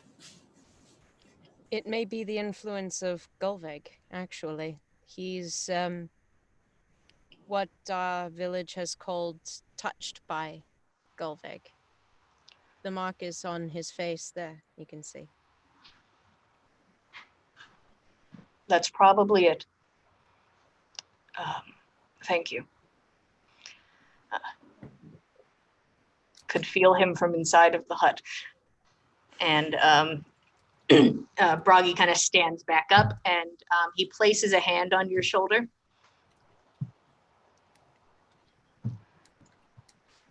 There's strength here too. I don't think anything will be stopping you from accomplishing your goals anytime soon. Mm-hmm. The vote of confidence of a god definitely means a great deal. I will inform you that of the gods, my word probably does not mean too much, but if it inspires you, then consider yourself inspired. I've learned when in the wilderness, one cannot be too choosy. I will take what I can get. Any advantage. Of course. And he touches a hand to your cheek and you feel a soft kind of warm sensation. And he smiles a little and he goes back over to where Saga's working. I am giving you a bardic inspiration that will last until your next long rest. Hey, nifty! What's the dice for that bardic inspiration there? D20. He's a god. The biggins. A moment, I can tell you. Talk amongst yourselves. Rubble. Oh, I drank your coffee. Saga's just standing off to the side watching this, just so happy that everyone is getting along. Obviously, there hasn't been any issues. None whatsoever. Everybody is happy with everything that is happening exactly as it is happening. Oh. Yep. You get a D12. Ooh, wow. Oh my god. I've never had a D12 for bardic inspiration. A whole D12. Thank you. Interesting. Wow. He smiles when he comes back over to you. You know, just spreading the good word. Yes. I'm so glad that everybody's getting along. I think it's going to be a really good trip. I think you'll enjoy spending time with us. At least I hope so, because I enjoy spending time with these people. I haven't gotten to have many conversations with them yet, but I'm sure that is true. This is probably a terrible place to meet people. Yeah. I'd say so. I can tell you about all the places that I've been, but it might take about 3 weeks, so we should get started. All right, then let's get started. And all of you have your things packed up and ready to go, and you start to make your way out while Saga continues to talk to Bragi. I suppose starting at the beginning or wherever she can remember, whichever one sparks her in the moment. No, it's absolutely not chronological. It's just the inspiration that comes with. Oh yes, and boats. That was like the other time when I was over. Yeah, I Yeah. love her. you guys, Nods along. you guys actually probably get a good story as well if you can follow it. Maybe not. I don't know. Yeah. What does one roll to follow a scatterbrained storyteller? Oh gosh, it's Insight? probably wisdom, I would say. Perception, insight. Yeah. I would take wisdom or insight, whatever somebody's feeling, to see if they can follow the ramblings of Saga. I'd get a +1 on either. We'll see. Roll. 13. Roll to understand me. Just understand me. A 13, I would say you get like bits. You're like, okay, there was a time she did something there, and there's also a time she did something in that town, but then had to go back to that town for another thing. So it doesn't make sense in order, but you're like, I know some of the stories now. Nanna's just got like geometry flying around her head. Yeah. You all make your way into the hallway, and something you see is a small black hole in the ground. No longer with its Does that Oh, yes. Oh, yeah. does that map with the thing that Gorbjorn took the gold lid from? Yeah. Okay. It's still there. I was just wanting to tell you. Bragi, do you know what this hole was? It came with a golden cap, but that's no longer there. I see. Taking from here is not exactly stealing from me. I don't really have anything, so please, you can tear the place down if you see fit. He looks over at the hole. I do not know what that was used for. I can vaguely remember the gold cap you speak of, but I never saw it in use. I don't know what it is. Huh. We threw some fire down and it exploded. Oh. That sounds a bit intimidating. Yes, so we decided to avoid it further. I see. But you took its cap. Yes. Well, I think that was I can never say his name. Gorbjorn! Gorbjorn's decision. Probably a wise decision. He's very wise. He's got a lot of interesting ideas that I never even thought of.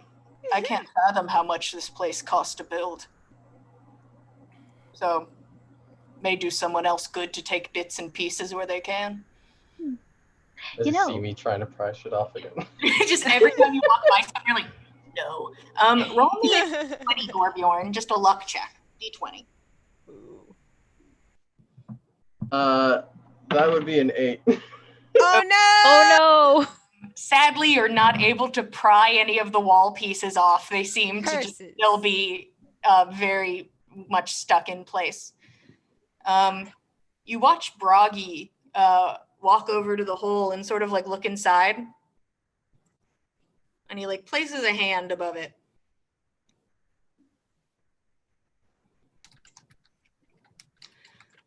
There's something magic inside. I don't know what it is, and I don't know if it's worth it. But I can sense it.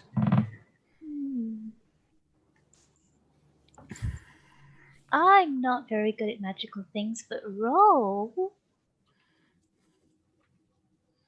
Are you suggesting that I go down there? Well, I sometimes you can figure out things that are magical that other people can't. So I just thought maybe not go down there, but maybe just check. I don't know.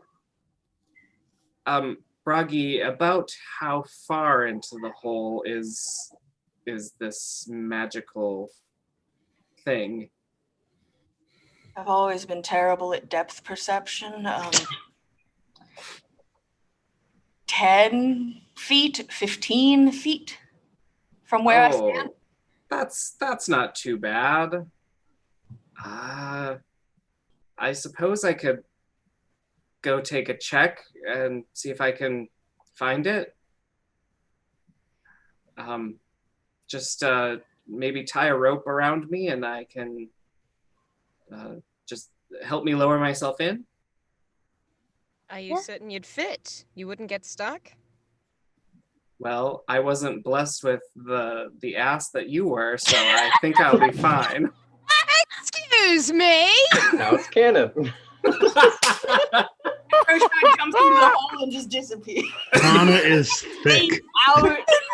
Madman!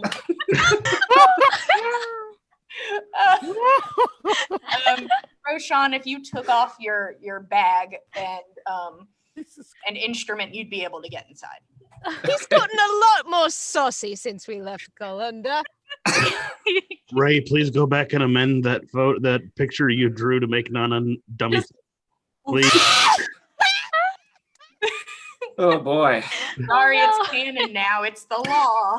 I'm gonna have The giants hear me coming because my ass. You can't sneak anywhere. Disadvantage. Oh goodness. Okay, so Roshan, you are going to tie a rope around yourself and jump in. Hold the other end. Not like jump in, but slowly lower. Not. Head first, dive in. Oh, you said cannonball. His legs get stuck in his chest. He's like, okay. Cannonball didn't work. Yeah. Do you need me to help with any of the earth moving stone? I'm not good with stone, but I can try. Well, it couldn't hurt. Maybe once I'm down there, I can direct you to where I need things moved and. Sure. Yes. So I'll go get as close as possible and I don't know, lay down on the ground to try to sense it. She's like, I'm ready. Yes. Her tremor sensibility, she prepares. Yeah. You tie the rope around yourself. Who are you handing the rope to? Gorbjorn. Okay. I mean, He already had his hand out. He's like, yes. After trying to pry something off the wall, I just take the rope. All right. Are you going in feet first and trying to just kind of slowly make your way down? Yeah, I'm gonna try and lower myself down, but I'm gonna need help with slack on the rope because I've got a bad strength score. Yeah. Is anybody assisting Gorbjorn at holding the rope? Sure. Cool. Well, somebody who has a not negative modifier to their strength score should probably do that. I'll help. Thank you. Roderick will totally help. Nana's Thanks. noodle arms, but thick ass. You know, just like a little bit of this, but it's mostly down in the caboose. It's all thigh work. It's all You can do it. Never ever misses leg day. arm day, forget it. Leg day, all day. No you- wonder she's shit at throwing spears. You can do it. Put your ass into it. Yeah. Gorbjorn and Tordrek, you take hold of the rope. Roshan, you start to make your way in. Roshan, I would like an athletics roll, please. And Gorbjorn, you can do athletics with advantage because you have help. That'll be an 18 on my end. It'll Yeah. be a straight 10 on my end. Yeah, Tordrek digs his heels in, ready for anything. And you're like, oh, this is easy. Roshan does not weigh that much. And Roshan, small it's boy. barely you doing anything. You just, they're both just kind of perfectly timed, just moving the rope along. As you make your way, are you on your back or your stomach? Probably my back. Yeah. Okay. So you kind of have your hands, like you have the rope, and you kind of move a hand along and grip the rope when you feel like you're slipping a bit. But you get to a part where you feel your legs kind of go like this, and you found the edge of the slope. All right. Slowly. I've got no footing in here, so just so ever so slowly, please. And at that point, I will reach out and touch some loose earth and just cause it to start glowing so I can get a nice look around in here. Okay.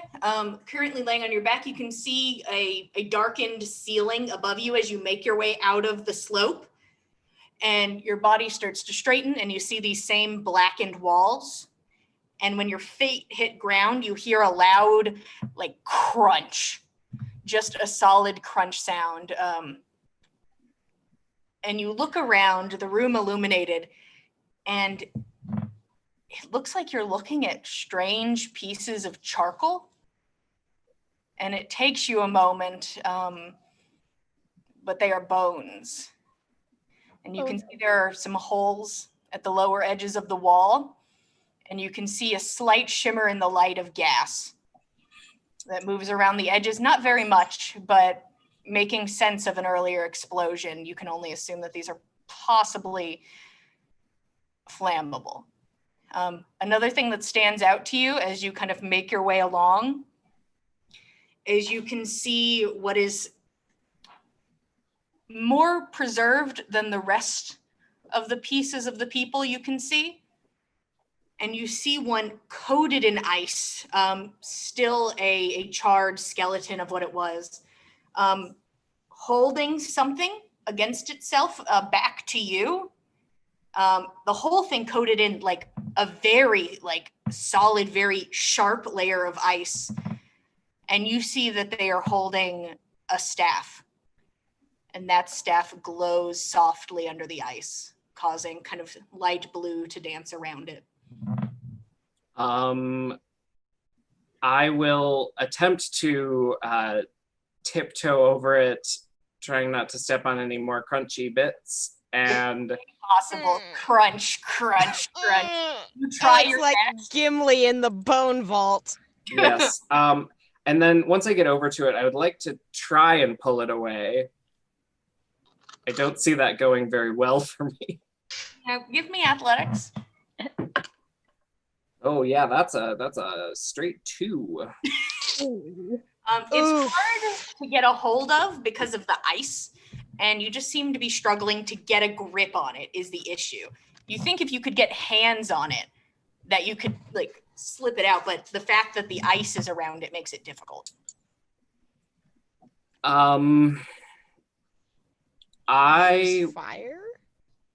Yeah, I don't got any of that. Well, there's the flammable things on the wall. We don't want to bring fire down here. It exploded last time. Explosion. I don't. Well, last time it had a cap on it. Now it doesn't have the cap. Could I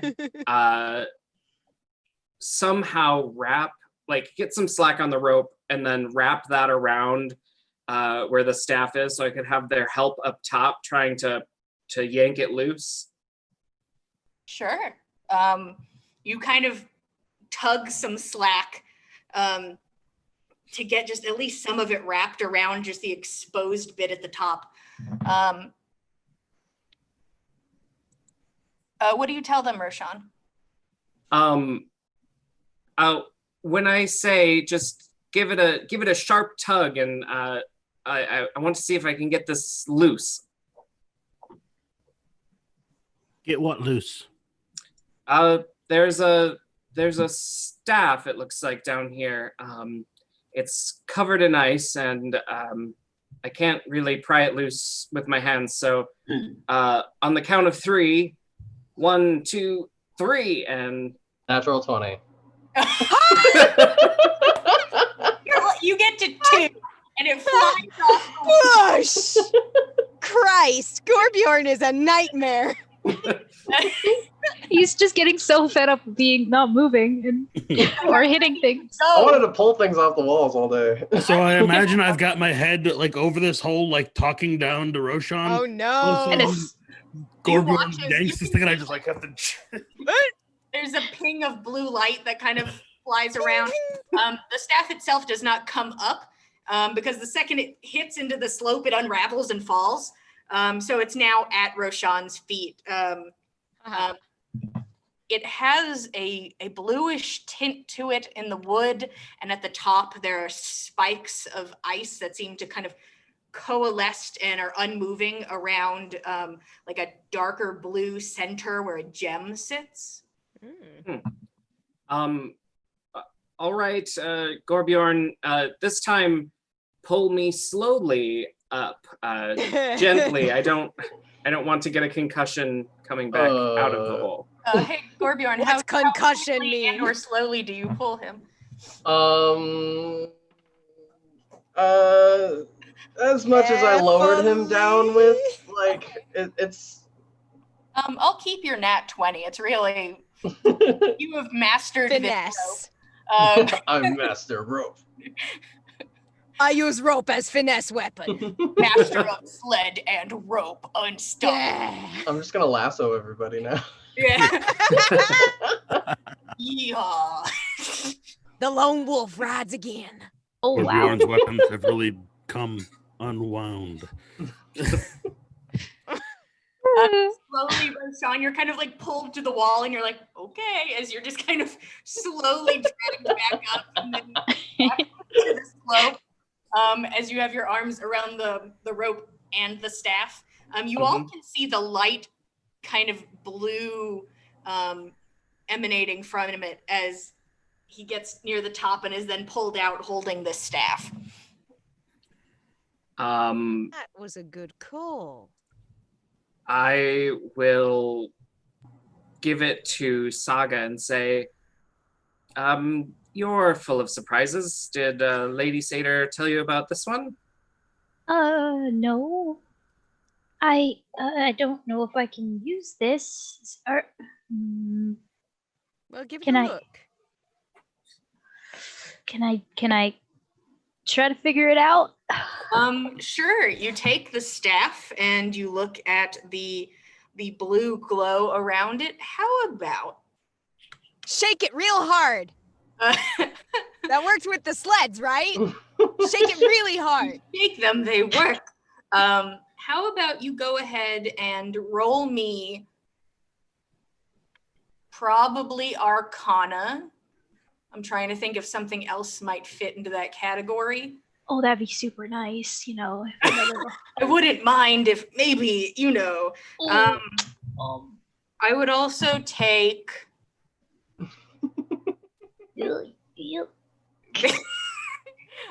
take like a straight intelligence check. Not like I that mean, help anymore, does it? it's the same. Yeah. Really, it's up to fate if Saga can. Yeah, sadly Arcana. Yeah, no, 12. Okay. You hold it in your hand and you kind of, you know, wiggle it around first. You're like, okay. The first thing you notice is that you don't feel as cold as you did. And as you hold on to it, I would like you to roll me a d4, please. All right. Is that how many death saving throws I lose? He falls. 3. Okay. That's pretty good. Pretty good. Hopefully. Okay. You watch as clouds start to form around the top of the staff and spiral slowly around you until they kind of reach up onto the wall. And you watch as they sort of like slide along because they want to go higher, and they start to go up the steps, and you hear like a soft crack of thunder, and then as multiple hail rains from the sky. Luckily not next to the party because it has now slid its way up the steps. You just hear a rain of hail and watch as a torrent of it just kind of slides down the steps.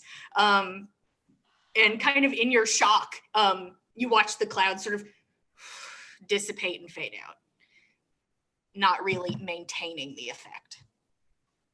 A weather staff. Perhaps we reserve any further testing till we're outside. That's yeah.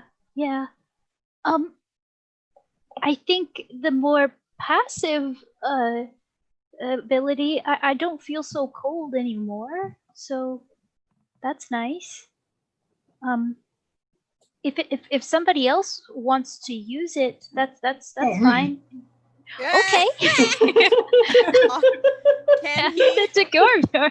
Maybe wait till we're outside, Saga. Okay. Right. Sorry. Yes. Once we're outside, Gorbjorn, it'll be easier, and we can maybe avoid hailstones if they decide to show up again. I feel like it would just look like a stick in your hand. Bragi sort of kicks away some of the hail. It looks nice on you. It matches your dress. Rather Thank fitting. All right, let's hope I can do this for you, all of you. I would like to repay you the best way I can. Let's move forward. All right. All of you make your way up. It's a little bit difficult getting past the spot where the hail has fallen, No. but it's doable. It just takes a little time. And it kind of, the hallway smells like, right before it rains, it's just like a lingering scent of just the outside and the chill in the air. As all of you make your way up the steps, blink, blink, blink, blink, blink, blink, blink, blink, blink. As all of you just kind of walking sort of more willy-nilly. It doesn't really make much of a tune, but it does sing as all of you make your way up. And Bragi kind of falls to the back, and he's like, you can see that he's like kind of walking weird, and he's hesitating and speeding up in spots because he's trying to make the music make sense. So he listens to what you guys do and then tries to follow it up with an ending that makes sense, but it's a bit difficult based on just walking. So it's kind of like just a cacophony of sound, and then like just following behind. Amazing. Tries to help. Amazing. You all make your way up to the top, and you are presented with the back of the golden door. Bragi kind of like runs a hand over it. Is our second sled still okay? Your sled is there. Great. Nice. That's good. Can we hear anything from through the door? I seem to remember we were able to hear the giants outside when we stayed here last for our short rest. 2 people can roll me perception. I'll listen Yeah. with you.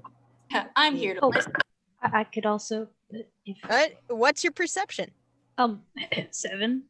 Oh, yeah, you take it. Yeah. Yeah, So I got yeah. 23. Oh shit! I don't think I need to. I'm just gonna let him. Go for it. Roshan's good. ear just suction cup to the thing. You listen, and all you're able to really hear is more of the just like the sound of wind and the outside that you've grown accustomed to. Okay, I think the giants have left, or they're being quiet, at least. Oh, And has his bow and his arrow out, ready to go when this door opens in case there are problems. let's be ready for anything. Let's not be too hasty, but let's move forward. Okay. You all make your way to the door.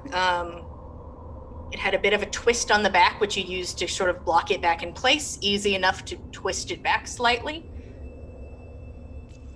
You all push the door open, and just the instant hit of wind, something that you have gotten at least part of a day of getting to avoid, hits hard as all of you step outside. Though you see, the fact is you can see.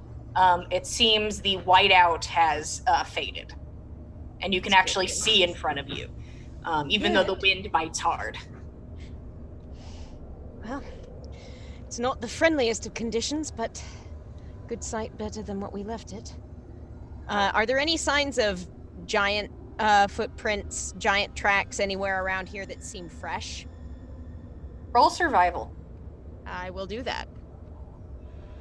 And I'd like to take a peek in the direction of where we left our other sled. Okay,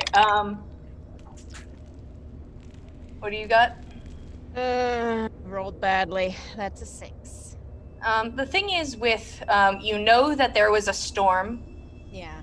so even if they were here recently, it may be hard to tell if they were, but you don't see anything apparent that says, they were here within the time that it takes for this print to stay. So Okay. you don't see anything. Roshan, you step out and you instantly look to where the sled had been, and it is no longer there. Yeah. Oh well. You didn't bring it Yeah. in? You only We- brought one sled. We brought one of Oh, them. the other one. Sorry. Yes. Yeah, you're like, wait a minute. I carried that. I carried a sled. Yeah, the sled that you had left outside is now gone. Bragi sort of pushes his way outside, and he looks around. And Roshan, because you had stepped out quickly to look and see if you could see your sled, you hear just a pained noise from him. Just a sad sound in the back of his throat as he looks around. This is not the same. What's changed? They're, God, it's a wasteland.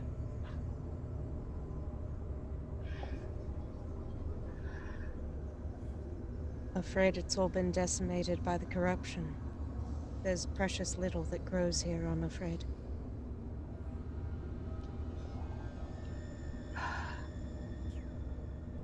Right. That is fine. And he steps forward and he looks, and it's very prominent from where you stand, the spine of Odin, no longer illuminated. He looks to it.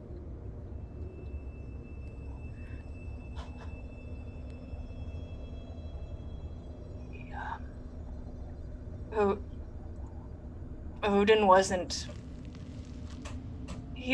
a good father, but he was mine.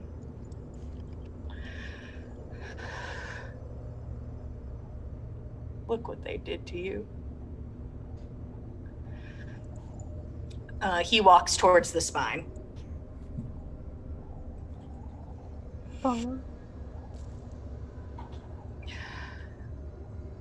Is this what they've done to their bodies? Do you think they did this to her? Marred her bones with scribbles and... I don't think so for most.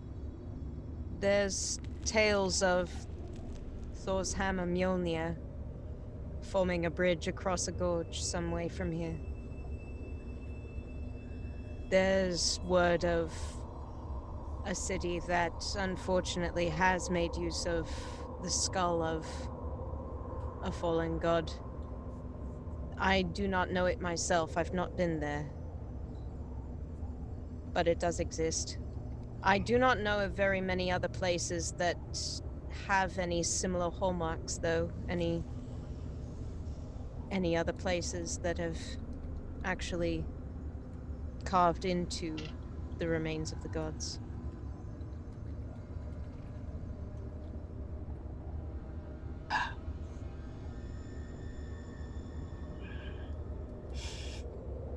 This is an illness.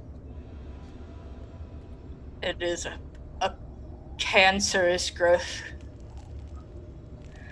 and we stand upon it, and they built homes upon it.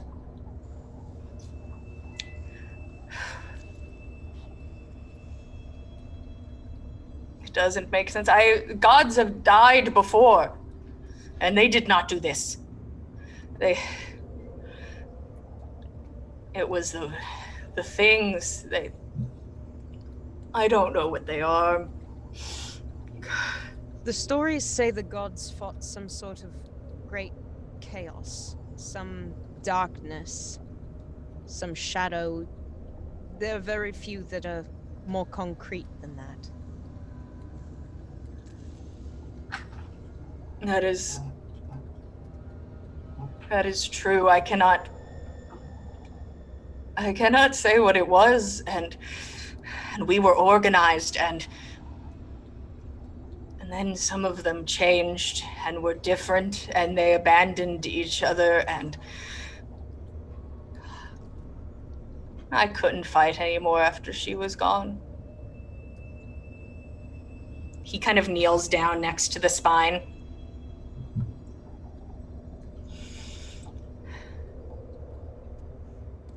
And he places his hands down. And he closes his eyes. And he takes a deep breath. And you can see, kind of freezing to his face, a bit of tear that's stuck to his cheek. And that is where we are going to stop for tonight's session. Did you have to twist the knife? Thank you so much for joining us for On the Backs of Gods, episode 10. If you're interested to see if Bragi is able to help the team, please join us again next Monday, same time, same place. We'll always be here. If you want to get more information, keep updated, see some art that people have drawn, you can find us on Instagram and Twitter at Backs of Gods, and we also have a group on Facebook, the Dice Cult. And if you're interested in seeing any of that, we'd love the support if you'd like to join. Ray, would you like to tell me about one of the other shows that's going on? Sure. On Wednesdays at 1 hour later than this one, for whatever your time zone is, I play in Roll Inc. I play Olivia. Oh my gosh, almost forgot. And yeah, that's a fun, a very different story and a very different Ray. But you know, gotta go watch it. And Frank, would you tell me about the other show? Friday nights at 6 p.m. Pacific Standard Time. We have a drinking contest and play D&D at the same time. It's a lot of fun. It's a Friday night party. It's very loosey-goosey. We try to put together a story while we roll dice to see who rolls ones to see who drinks. And that's pretty much what happens. But yeah, we're all welcome to come and party with us on a Friday night. Yeah, if you are tired of being sad for a little bit and need a bit of a pick-me-up at the end of the week, Frank and the team has your back. If you need more D&D in your life, there it is. Thank you all so much for watching episode 10. Hey, Jillian, do you want to tell us about Saturday nights? Saturday nights? Saturday nights, yeah. I mean, I'm trying to think of what the common link here is between Monday nights and all Saturday nights. Interesting. I just want to confirm with a thumbs up that, are we going this weekend?